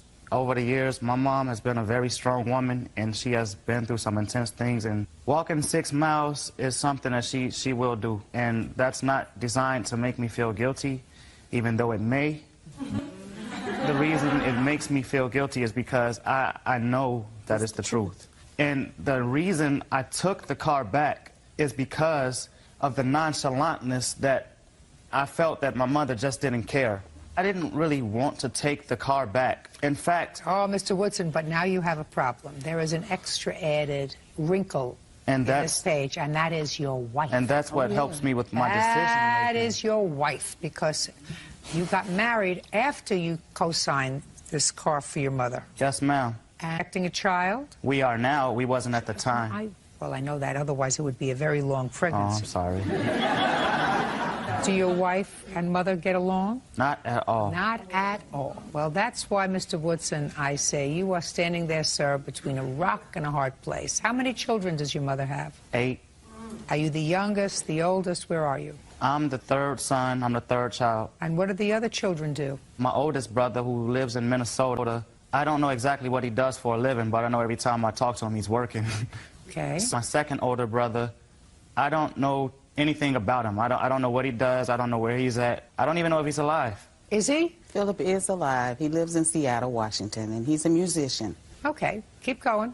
Then there's me. I just got out of the Marine Corps. Now I work for a company called Merchant Services. I'm an account executive. Good. And then there's Leisha, my sister. As far as I know, I have a 17-year-old sister, Constance. How many of your children are employed? Constance is employed right now. Leisha is an art student. Xavier is going to college. And Victoria is only 12, and Matrix is in high school. Who else works in your house? It was me and my mother. And where's your father? My father was there. My father raised us right. But I'm talking about contributing to the household financially. It was me and my mother mostly. It's my mother and I. It was my mother and I. We worked as I do the same thing. Okay, let me tell you this, Mr. Woodson. I certainly hope you have a long and successful marriage. I hope so, too. Good. But I can tell you this, Mr. Woodson. For one thing I know, you're only going to have one mother. I know. Perfect. It's possible 10 years from now, you won't remember what the face standing next to you looks like. Statistically, in this country, that's at least 50% probable. But that you'll remember. Yes, so ma'am. it's very unfortunate that understanding that because you and your wife did what you did, your mother is walking this 12-mile round trip to work. But, ma'am. Yes. I offered to give my mother a car. Yes. Give it to her, and she refused. Just a minute. What do you mean she refused? My wife has paid for Kia in great condition. And so, just a second, did they offer you a car? He offered me that car. That's Andrea's car. Just a second. We offered. Shh, listen to me. I don't care whose car it is. Wait a minute. It's not in that great a shape, and she wants my car. Just a second. Listen to me. Miss Woodson, you're losing my sympathy, madam. You're losing my sympathy at this point. Listen to me very carefully. He co-signed for the car. You fell 2 months behind in the payments, and he's entitled to take back the car and sell it. You are going to sign the title to the car over to him. What I don't understand is if he says to you, I want you to have a car, I don't want you to be without a car. And if he says to you, I'm going to give you a car, it may not be as new a car, but there are no payments on it. If you want to sell it at some point and get something else, you can sell it at some point and get something else. But I can't afford at this point in my life, I'm just starting out, to have a loan that's going to negatively affect my credit. Can I say something? Sure. Okay, thank you. Would you take a car if you knew that the dashboard was glued together? Miss Woodson, take a car Miss if Woodson, you knew that if I were, you're asking me a question, I'm going to answer you. I had a car in school. It didn't have a floorboard, and I couldn't drive it in the wintertime without wearing 6 pairs of socks. But I was able to get to and from class. So, Miss Woodson, my answer to you is, if my son says to me, you can't afford this car because I can't afford to make the payments on this car, but I'll be delighted to give you another car, and you turn him down. See, I was all over his case. I'm not all over his case anymore. Take out the title to the car. That car would put me in danger. Ma'am, I don't want to drive anything then, that's madam, not safe. buy your own That car. car is in Those payments. Listen to me. I No, was you making the weren't. payments all the way. Yes, I have No, proof that I my was making dear, those payments. you were 2 months behind in payments. And I was catching up. I was still You making can't payments when catch you up. told me to get them. I was Miss still talking to Woodson, the car company. you're not going to talk over me, madam. But I was... You're not going to talk over me. Fine. Judge Judy continues in a moment. I'm telling you, I was about to be all over him because... Put your hand down. How old are you? I'm 21. Buy your mother a car. Real cases, real people. Judge Judy. James and Andrea Woodson, playing James' mother, Elysia Woodson, owes for a 2005 Dodge Neon. You can't catch up and negatively impact on their young credit. They are a young couple because you needed a co-signer for the car because you didn't make enough money. If you made enough money, you wouldn't have needed a co-signer. It was supposed to be a present in the first just a place. second. Figure out where. Please, she signs that receipt. I'm not signing it. You are, because that's what you signed on for when you came here. Otherwise, I will take the car title and I will draft an order that goes to motor vehicles. But that will not look well for you if you ever go to register another car. So just understand this. When you came to court, Miss Woodson, you signed a binding arbitration agreement. That means you agreed to abide by any decision that I made here today. That's what you signed. And I'm telling you, I was about to be all over him because... Put your hand down. How old are you? I'm 21. Buy your mother a car. If you want to speak, buy your mother a car. Otherwise, be very, very quiet because your brother has another responsibility. He's got a baby due on the way, and his mother is not his responsibility because that's not the way it works in the world. This is my mother. Give her the paper to sign, please. Right there. Miss Woodson, it would be a tremendous mistake for you not to do what he told you to do. Put your hand down. Yeah, you're finished. There you go. Thank you. Now, Mr. Woodson. Yes, ma'am. You've been in a very, very difficult position, but I would certainly extend that offer to your mother, giving her the title to a 2001 car, as long as you tell me it's in safe running condition. It doesn't have to be beautiful. I would make that available to my mother so that I at least had a clear conscience that if your mother's walking to work, it's of her own volition. That car is in great condition. It's a smaller car. That's the only thing. I don't care if it's a wrong with smaller that car, as long as that it's four wheels and gets her where she wants to go. Do you want title to that car? It's not it's my wife's car. You already offered it, which I assume means that And you've discussed it with your wife. And she denied it. Listen to me. So now it's not my decision. No, it's... Listen to me. She paid for the car. Listen to me. You just told me a moment ago that you and your wife discussed it and you offered your mother your wife's car. Yes, ma'am. That's what you told me. That's what I did. Is that correct? That's correct. Good. Are you prepared to give that car to your mother-in-law? I was. Good. You want that car? Yes or no? Do you want the car? I'll make the arrangement for it right now. Do you want that car? I want the car that my son and I went to get. No. That car's finished. That car's over. Do you want that car to get you to and from work? I think you're crazy not to take it. You could take it, and if you don't want that car, sell it and get something else. Do you want that car? Sure, why not? Great. Do you have the title to that car? No, I wasn't told to bring that. Fine. 5 days from today, the title to the car is to be delivered to your mother, signed. Do you understand? Yes, I understand. Give me the title to the car that she just signed. Very good. We will hold this until we are advised by your mother that she's received title to your car. Clear? That's clear. Perfect. Thank you very much. That's all. Get me out of here. Why does our excuse and they step out? My son allowed her to do everything when she wasn't even involved when we bought that car. My mother doesn't like the fact that I'm married. There is no future. Everything was going well until I got married. That's not my grandchild. That's their kid. I'm a grown man, and I've been making my own way, and I'll continue to, so I'll be okay. And now the next case. All parties in the matter of Stewart versus Salmon. Step forward, please. 24-year-old Katie Stewart is suing her former friend, 26-year-old Ciano Salmon, for a loan to buy a race car. Katie says she and Ciano had been friends since they were kids. Miss Stewart, the defendant, according to the complaint that I read, was a friend of yours. And about a year and a half ago, he wanted to buy a race car. He came to you. He was short of money. And you agreed to loan him the rest of what he needed to buy this race car. There was some dispute as to how much you actually loaned him, You say you loaned him $2,700. Correct. The defendant says that you did not loan him $2,700, but only loaned him $1,000. In any event, you tried to collect on that loan for some period of time. Mr. Salmon kept putting you off, and finally you took the race car back. Correct. The race car, however, according to you, had been stripped down to its shell, was worth nothing, so you want your money back. Right. Mr. Salmon is countersuing because he says he put a whole lot of money into that race car and you took it back, and you have to give him the money that he put into the race car because he had no right to take it. Okay. Show me how much money you lent him. I lent him $2,700. Can I see wrote a that, check. please? Yes, ma'am. He signed the check, cashed it at my bank, and his fingerprint is on it as well as his signature. Yes. Unless she gave you $2,700 for another reason, that you better come up with very fast, and it better be a very good reason. She loaned you $2,700, not $1,000. It's been a while now. I don't really remember how much it was. $2,700. That's fine. That's much better. See how good it is when you come with evidence? Yes. Yeah, right? Makes things very easy. Yes. And why in the world, Miss Stewart, would you lend him $2,700 if it wasn't, you know, to get a new kidney or something? That is a very good question. I've known Ciano since I was 14, 15 years old. He helped me out when I went through the divorce, and he was there for me when He's quite suave, but he does not pay anybody back, and I did not know that. Well, there's no question. He acknowledges that you loaned him now $2,700. You acknowledge that now, sir. You didn't forget, or either you forgot or you didn't think she would have the check.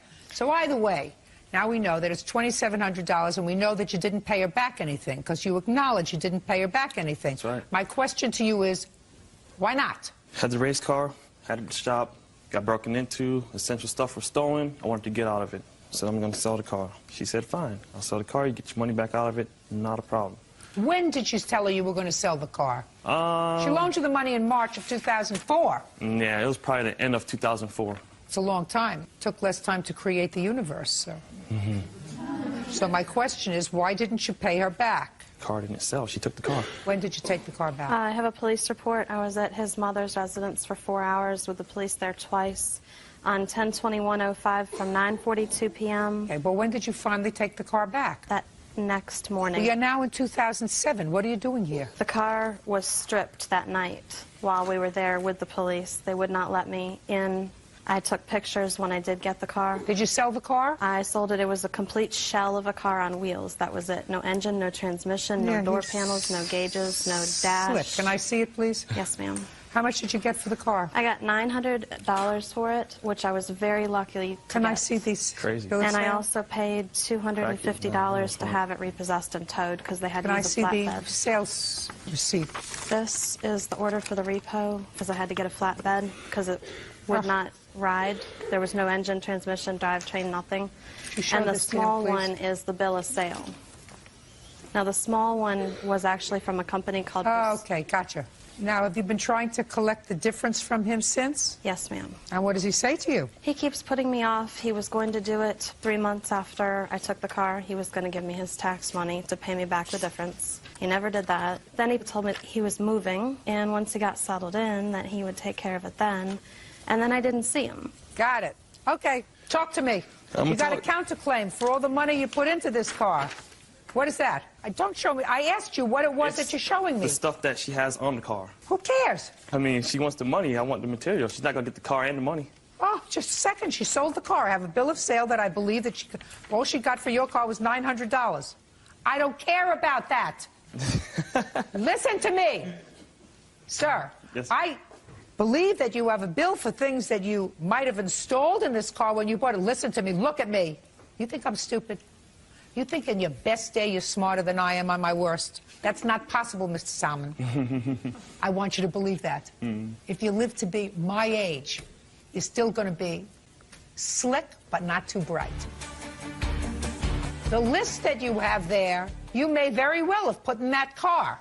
I don't believe she got it when she took the car. Pictures show what she has when she took the car. Listen to me, sir. It's the list That's right a piece of junk that you gave her. To the untrained eye. What do you do for a living, Mr. Salmon? What's that? What word didn't you understand? Junk. Living. What do you do for a living? For a living? I'm a power plant technician. Who do you work for? Power plant technician company. The name of the company. Oasis. Where are they located? Florida. Where in Florida? Palm Beach, West Palm. You know where I live? Guess where I live? West Palm Beach? Bad choice. Who's this character that you brought with you that is hoping just stay in his seat? Right, sir? You're hoping beyond hope you could stay in your seat. Oh. Yeah. You owe her $2,050, Smiley. Okay? And go get yourself a job in a power plant. All right. Good. Thank you. Goodbye. Step out. Oh, man. I think she saw exactly who he was, and if he put all that stuff into the car belonged to me, so. It's bad communication.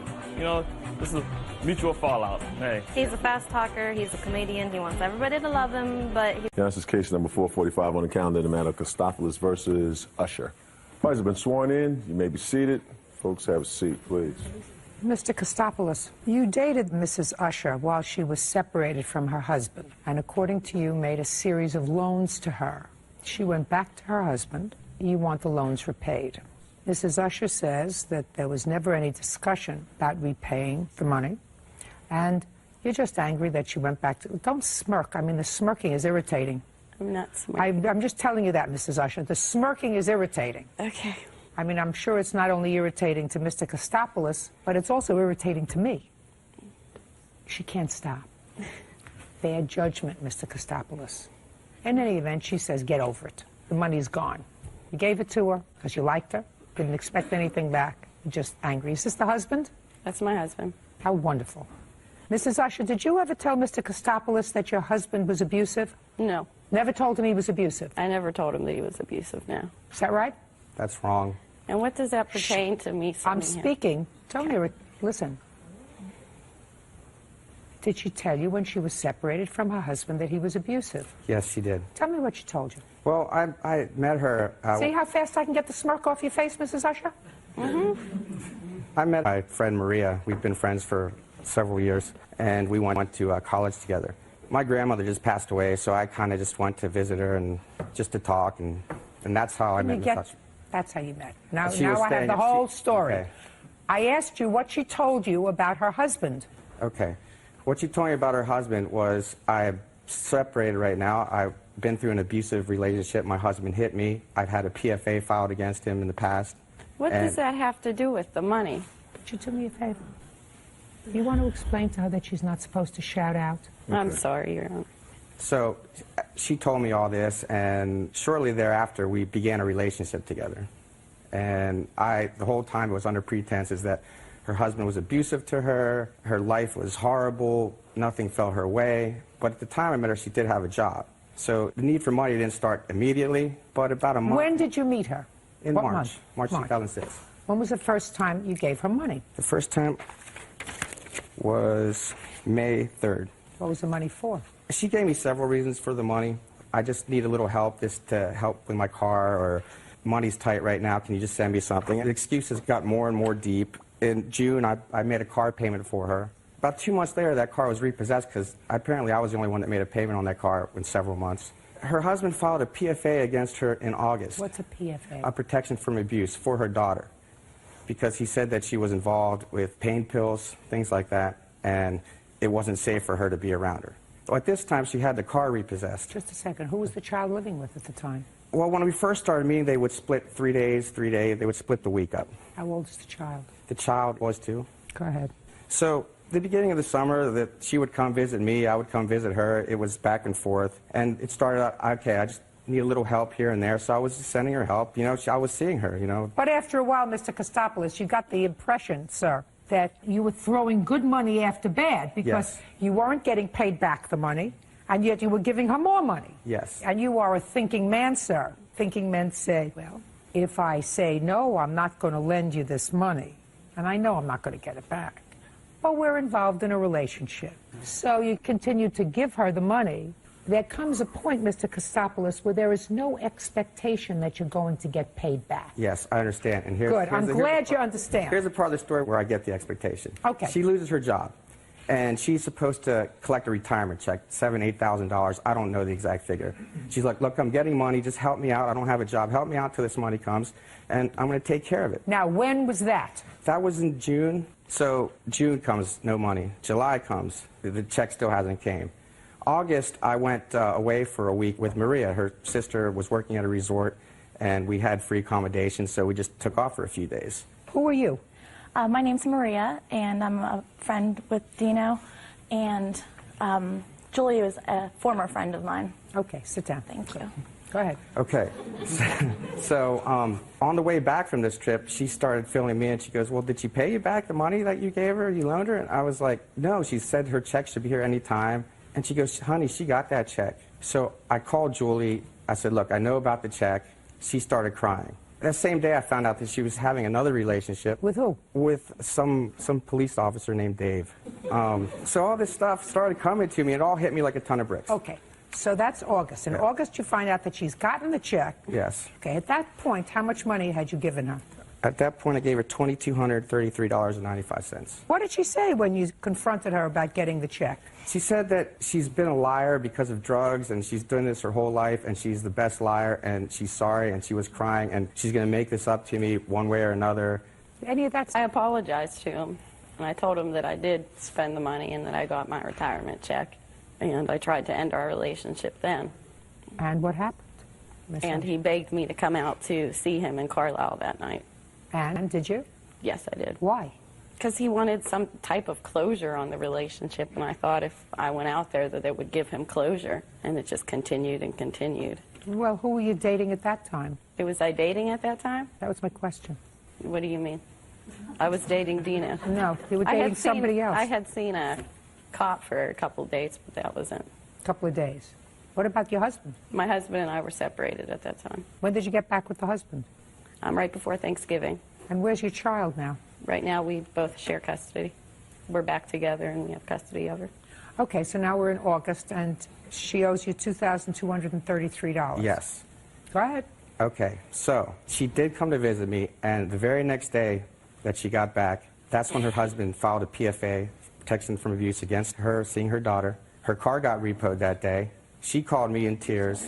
She's going to take a bridge, meaning she's going to jump off a bridge. She has nothing. No one else talks to her. You know, please, if there's anything, you know, I can do anything for her. And my heart was literally broken at the time. I was like, you know, I can't just let her suffer like an animal in the street. And what does this have to do with it? And, sorry. No relevance whatsoever. Excuse me? This has no relevance on money Absolutely whatsoever. does, sir. Absolutely has a relevance as to whether this was... How does my filing... I'm speaking. Whether these were gifts or loans, and his motivation for making those either gifts or loans to your wife. Judge Judy continues in a moment. Dino, you're a sucker. Yeah. Dino, take a look at her. She's a con artist. And later to Judge Judy. Dean Kostopoulos claims ex-girlfriend Julie Usher owes for several unpaid loans. Dean says Julie likes to play the sympathy card. Go ahead. Okay, so I was like, look, I'm going to help you one more time. We're going to get you back on your feet. We're going to get you a job. She made a deal with welfare. They were supposed to buy her a car. Welfare was supposed to buy her a car? They were going to give her $750 towards. And I have documentation. I have emails from her husband. This is America? This is some great America. It happens. I have correspondence from her husband, emails where we talk about all this stuff that happened and how he's thanking me, and I'm the only one that stood up for her, and one day they'll find a way to pay me back. I see it's those all in here. So we went to the car company, and she got denied her application from the welfare department. And they're like, well, someone called and said you were bragging about town, that they were going to give you money. And she's like, my husband told on me, and I can't get money now. So we're at the car company. She's looking at a car that's $750. And she's like, look, I'm not safe in this. It's my daughter. I'm trying to get a job. I want to do all this, you know. Dino, you're a sucker. Yeah. Dino, take a look at her. You're a sucker. Yeah. She's a con artist. Yeah. I believed in it. She's a con artist. And I don't know what else. Do you understand? Yes, ma'am. But, you know, there comes a point where, you know, stupid is as stupid does. Yeah. And you don't expect to be rewarded.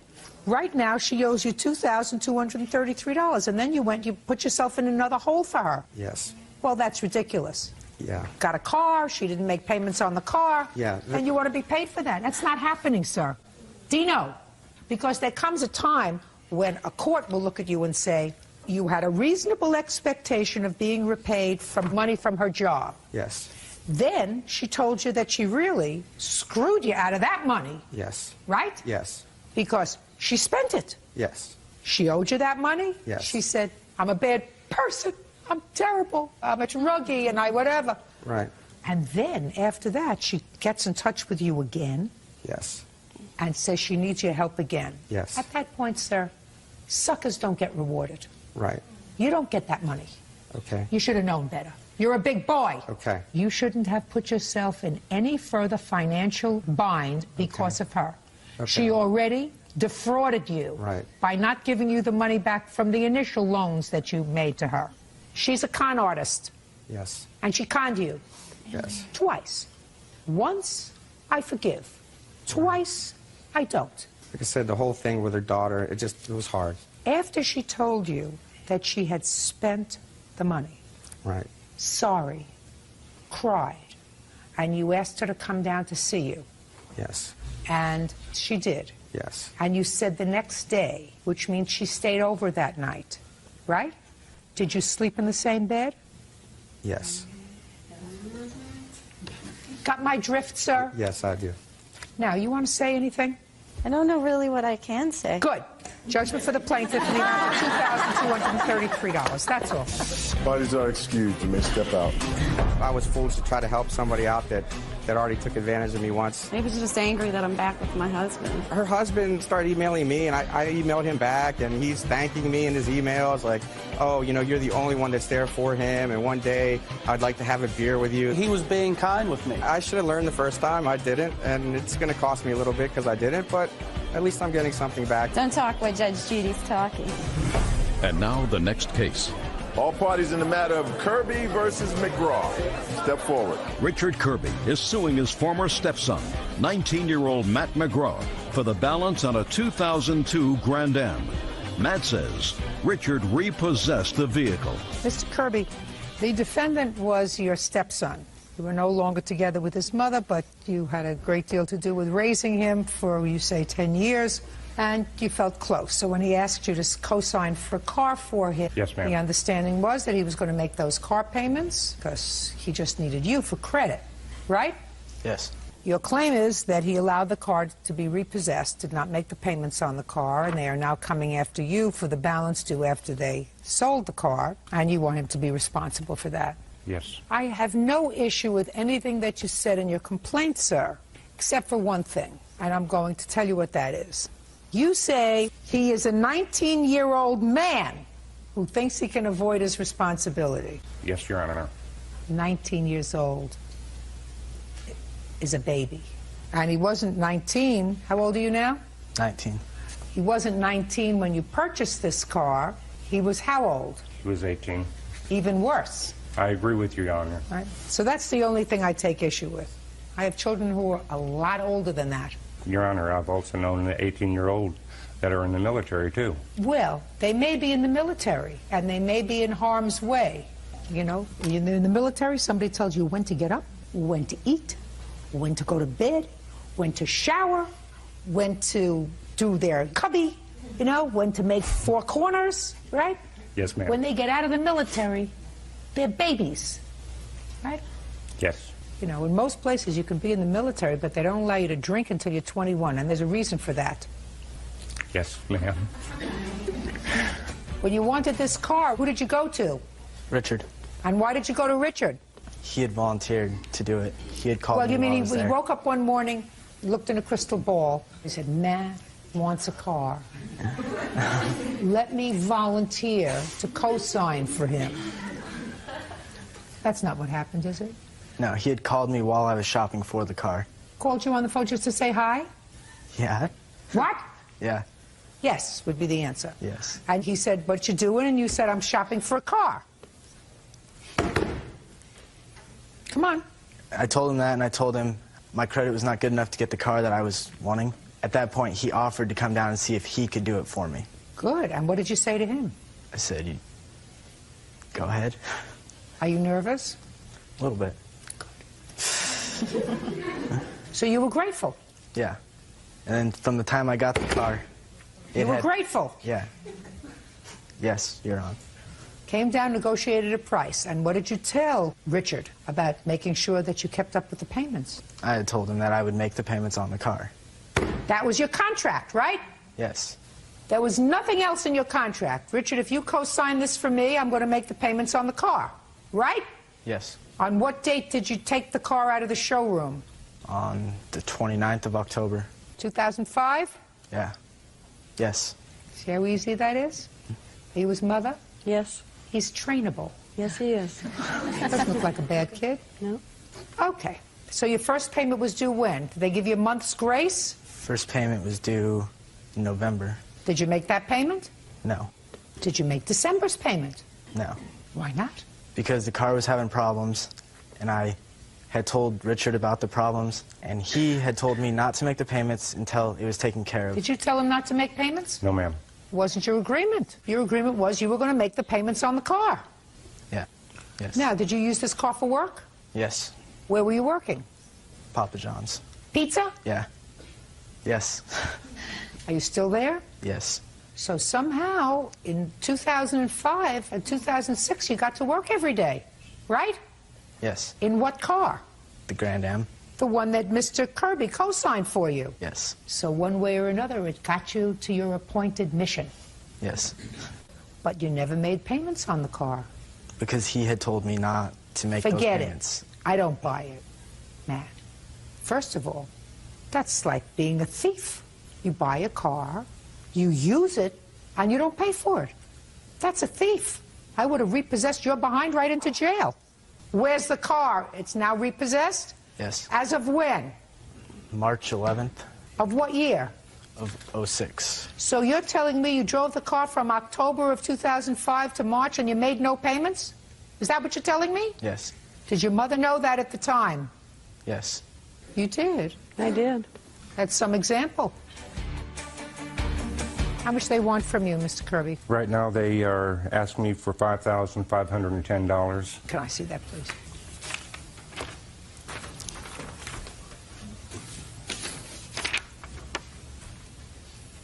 Oh, well, they'll take 80%, or they'll take $4,500. Okay. The check will be made payable directly to GC Services. Any problem with that? No, ma'am. You understand, sir? You can't avoid responsibility. Do you have another car? Yes, ma'am. Where did you get another car from? I had purchased it with someone else co-signing with me. Who? One of my friends. You get up and tell him. What do you want? Well, I think you need to tell him about the process you were going through this. Stand up. First, who are you? I'm Melissa Ackerson, his sister. During the process, when he wasn't making the payments, he had to get paperwork together to say what was wrong with the car. Deals with the lemon law. For the lemon law. Well, during the process of that is when Richard called and asked us to bring the car over, and we took the car over, and what he said was that he was going to deal with it. There was not a discussion about him repoing it. Listen to me. He cannot drive a car from October 2005 until March 2006 and not pay for it. That's not happening. Got my drift, sir? Judgment for the plaintiff in the amount of $4,500. The check will be made payable to GE Services. Thank you. That's all. Parties are excused. You may step out. I'm very happy of the decision. I think it's ridiculous. That's case number 446 on the calendar in the matter of Hayes versus Davis. Parties have been sworn in. You may be seated. Folks, have a seat. Ms. Hayes, do you and the defendant live in the same complex? We do, Your Honor. And it is your complaint that Mr. Davis was responsible for your car being stolen? Yes. And it was subsequently recovered, but it was burned out? Yes. Had been set on fire and burned out. And it is your claim that Mr. Davis was the perpetrator of that crime. Mr. Davis says, I didn't do anything, right? Speak. Correct. How old are you, Mr. Davis? 17. I've spoken to your father. Your father suffers from a disability, and he would prefer not to be in court with you today, but he does understand that you're going to have a hearing today, and he's consented to that. Clear? On what date was your car stolen? The evening of October 4th. And where had you parked it?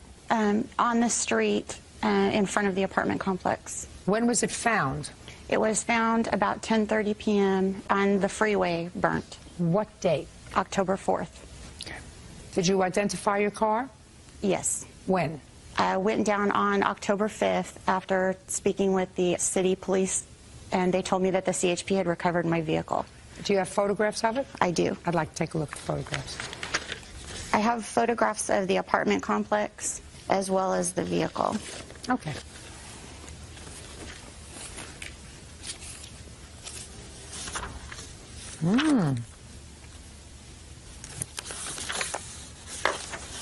What evidence do you have, Ms. Hayes, that Mr. Davis is responsible for the theft and burning of your car? When we called the Ceres Police Department because the car was missing, I went to the apartment complex that's closest to where my car had been parked. And they told me that... You can't tell me what anybody told you. Okay. I have a witness here that answered the door and her comments. I'll hear that witness. And here's Who was that witness? Police report. Sherry. Stand up. What's your last name? Hunt. Miss Hunt, what do you know about Miss Hayes' car? All I know is that Michael had come to my door and said he found my keys in the door of my car. I looked at the keys. They weren't mine. I asked him, where'd you find them? And he pointed out her car, and I told him it was her keys and to give them to her, and he said okay, and then that's the last I saw of him. So you identified the keys as belonging to a car, and you knew that she was the owner of that car? Yes. Did you tell Mr. Davis where he could find her? Yes, they live right across from each other. He knew where she lived. So. Is that right so far, Mr. Davis? Nah. I asked her were they her keys and everything. Okay, so you asked, listen to me, so you asked Miss Hunt whether these keys were hers. Where did you find the keys? The car was parked on the car was parked on the street, and I found the keys in the passenger side door, and I was like, I thought it was her car. I thought it was Miss Hunt's car because they had the same. This car looked the same. Fine. So you found the keys in the car door, and you took them to Miss Hunt, and you said, "Are these your keys?" Yeah, but then she never told me they were hers. I didn't even notice. I mean, she just like, she just moved in and everything. Listen to me very carefully. Where do you think you are? Huh? Where do you think you are? Huh? This a courtroom? Yeah. Watch your mouth. Do you understand me? Yeah. Daddy's here. All right? And straighten up. Stand up straight. Stand up straight. I have back problems. Okay.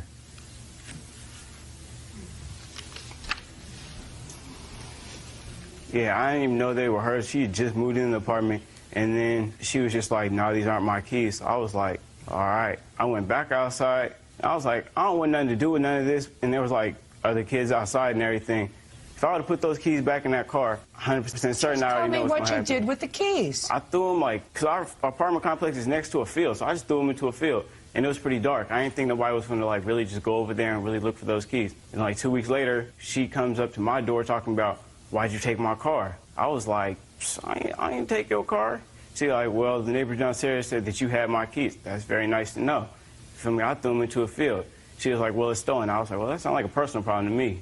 And she already called the police and and police came and they just told me, oh, I should have called the police and told them I found some keys. But I figured if she came up to my door harassing me, she just won't put her hands on me. You feel me? And me being the kind man that I am, I did not strike back. You feel me? And so that's a lie. The police, they came, and then I was like, well, this woman, she put her hands on me, you feel me? So you need to back up out my face. And then they was just like, we don't have nothing to do with that, basically. So I was like, okay, if y'all ain't do nothing about that, what makes you think that y'all really about to care that I found some keys? Do you have anything else to tell me? Have a seat. What other evidence do you have that Mr. Davis took your car? I have the police report from the CHP and the police report from the Ceres Police Department. I'd like to see it. When I knocked on the door...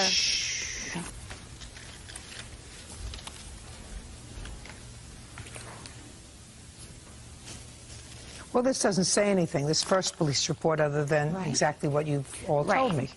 Let's look at the second one.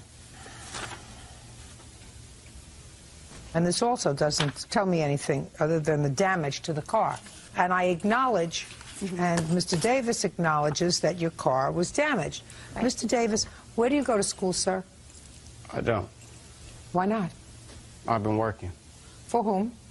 Just various people. Doing what? I worked at the mall. Doing what? I worked at a restaurant. Oh, selling stuff. Selling? Like suits and stuff like that. So you work in a store? Not no more. Did you? Yes. Where else did you work? A while back, I worked at a restaurant. Doing what? Flicks. I was a dishwasher. Very good. Stand on your own 2 feet and take your hands off the table. Thank you very much. Sorry you have a bad back. Judge Judy continues in a moment. I don't think that you are a stupid young man. Thank you. I want you to take every bit of energy that you have and remember where you are. Real cases, real people. Judge Judy. Christy Hayes claims 17-year-old Michael Davis Jr. stole her car and burned out the vehicle's interior. Michael says he's being framed. Now, I'd like to hear what other evidence that you have, please. These are the keys that were in the door that Michael found. It's a duplicate key. It doesn't even have, it doesn't say Honda on it. So to look at the keys, you would have to go to every car in the apartment complex to find which car they belong to, if you were to find the keys on their own. Also, when I picked up the car, there was this backpack in the car. That's Michael's backpack. No, it ain't. Mine's right behind stage. He has another backpack exactly like that one. Well, how she gonna say I got another? How you know I ain't somebody else? Them backpacks don't sell for $2.80 at Kmart. Can I please see the backpack? That's a backpack that you took out of the car? That was... Okay. Can I... It's your lesson. This is the backpack you took out of the car. I'd like to see it. And also in my car, there was a... Just a second. You didn't take anything out of it? There's some of my things in there just because we were carrying them to court. No, I want to know. The things in the plastic bags were located in the backpack. These things? Yes. And these are the only things that are there? Yes. In the whole backpack? Yes. No books, no anything else? No, nothing. Fine. What and else? I believe that's his brand of cigarettes. I'm sorry, I don't smoke. Here, take this. Look at my skin. He said, your husband's skin is messed up because he smoked. Shh. Look at mine. I got that baby face. Mr. Davis, I want you to remember where you are, sir. Now, you may have difficulty doing that, but I don't think that you are a stupid young man. Thank you. I think you are untrained. I think you are uneducated, but I think that you probably have the basic ability to understand and to learn and to know where you are and to comport yourself properly in a courtroom. I want you to take every bit of energy that you have and remember where you are. Do you understand? Yes, ma'am. Perfect. What else? He has made statements to me that he took the car, just like taunting statements. Oh, well, let me hear. When we were alone. Just a second.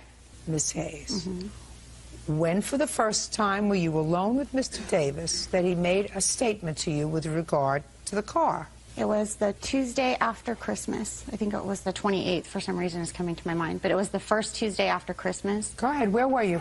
I was coming up the stairs. He was going down the stairs. And what did he say? He said, "Got a new car yet?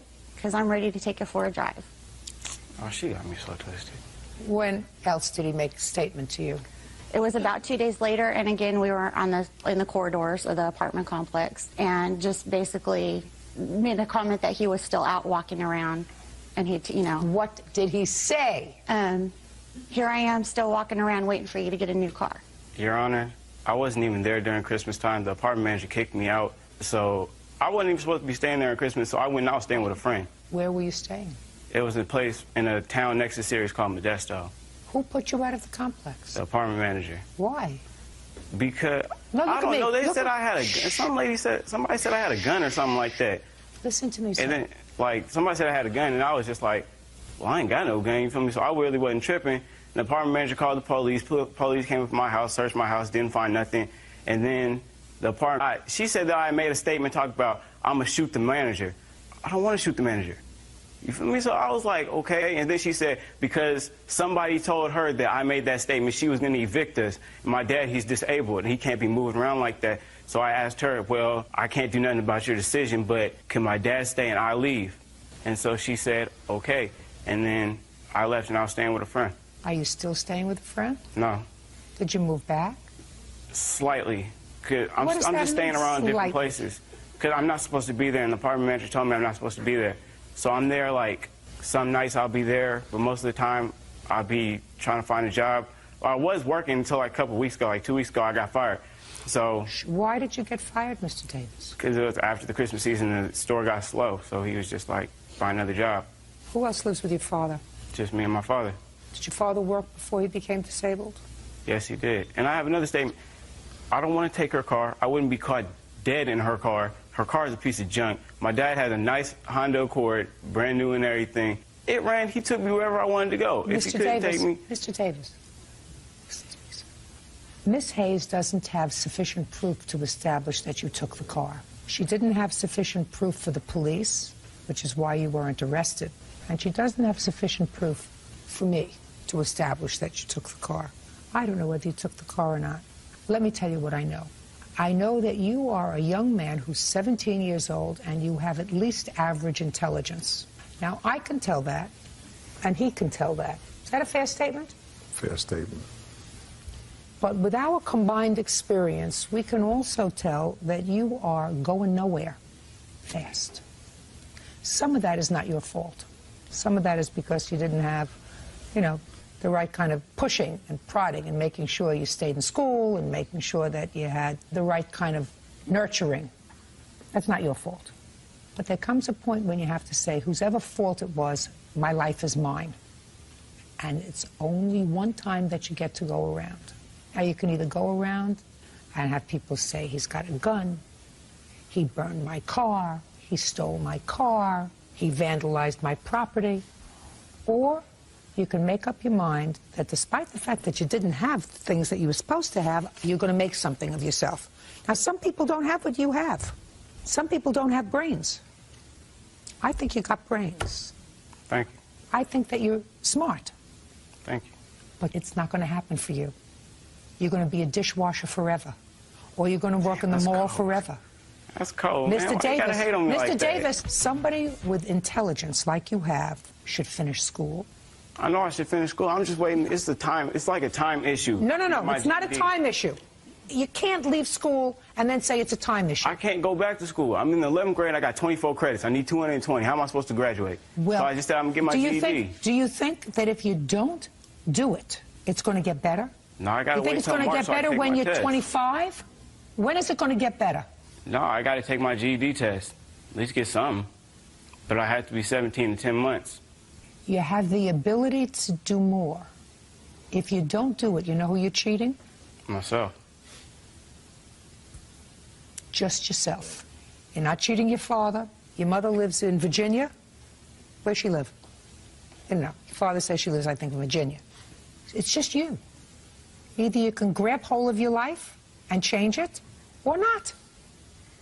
But if you don't, the only one who's going to suffer is you. You have to learn how to speak. You have to learn how to walk. You have to learn a trade or a craft, some way to make a living that you like. And if you're going to be a thug and a bum, you're going to just cheat yourself. That's it. Miss Hayes, I wish I could help you, my dear. I can't help you. There is always the possibility that Mr. Davis was in some way responsible for your car being burned. He may not have done it himself. He may have given the keys to somebody else and say, listen, I think it's that car over there. You know, that's possible. But in court, you need proof. Even with his things being in the vehicle, it doesn't make a difference. I got my name on it's it. just a... I'll shut up. See how smart you are? You see how fast you can learn? No, you Didn't gave me take that long. look like... Just a second. What? You gave me that look like, shut up. But you see how fast you picked up on that. You're a smart boy. Don't shortchange yourself. I don't know if that was his backpack. If there were two sold in this country, I would say. Right. I understand Maybe. that. But he had no identifying things in that backpack. Right. In any event, Ms. Hayes, I can't help you. Who are you? I'm her fiance, Scott Silva. You know this young man? Yes. He's not stupid, is he? No. I don't know if I can add something to his credibility. Go ahead. We have 3 people sitting here. All of us live in the same apartment complex. So far, what he said for his credibility, all 3 of us have seen him sit on our steps repeatedly smoking cigarettes. We was all there when all this broke out. She never touched him. They were chest to chest, nose to nose, an aggravation. Never touched him. So his credibility, and we believe him saying that he didn't take the car when he is sitting... He doesn't have to prove that he didn't take the car, sir. Yeah. That's not the way the justice system works. He doesn't have to prove that he didn't take the car. You have to prove that he did. What else? We tried to get help with the police department. The police department wouldn't help. There's hairs on this deodorant. That could be proof. There's cigarette butts where they were smoked out of. That could be proof. We couldn't get no help with the law. We came back, showed them we found the keys. We got no help. Listen to me, sir. I understand you have a problem. The courts can't help you when there's no proof. Courts can't help you. How do we get help if we can't afford a DNA test? I don't know. I'm just asking. If you had a DNA test, sir, all you'd have is DNA from what's in there, not from anybody else. And you have to have something to match it to. Yes. Got it? Now you can sit down. Mr. Davis, you're 17 years old, sir. Yes, sir. Choice is yours. Choice is yours. How many times have you been before a judge in your life? 2, 3, something like that. I don't know. 2, 3. Was it pleasant? Nah. Was it Send me to unpleasant? foster care. It's unpleasant, right? It's unpleasant. So what I'm telling you is, you're a big boy. Take control. You can do it. I know you can do it. You have the ability to do it. And if you don't, you're going to be an unhappy young man. You're going to be an unhappy adult. Okay? Case is dismissed. Thank you. Parties are excused. You may step out. She got what she wanted. You lost. What's that? No money. You're broke. Unless you have the money or you can photograph someone in your stolen vehicle, the court system is not going to help. That's her problem. He's called me a racist. He's, well, I mean, he was evicted from the apartment, but yet he's still living there. Because I'm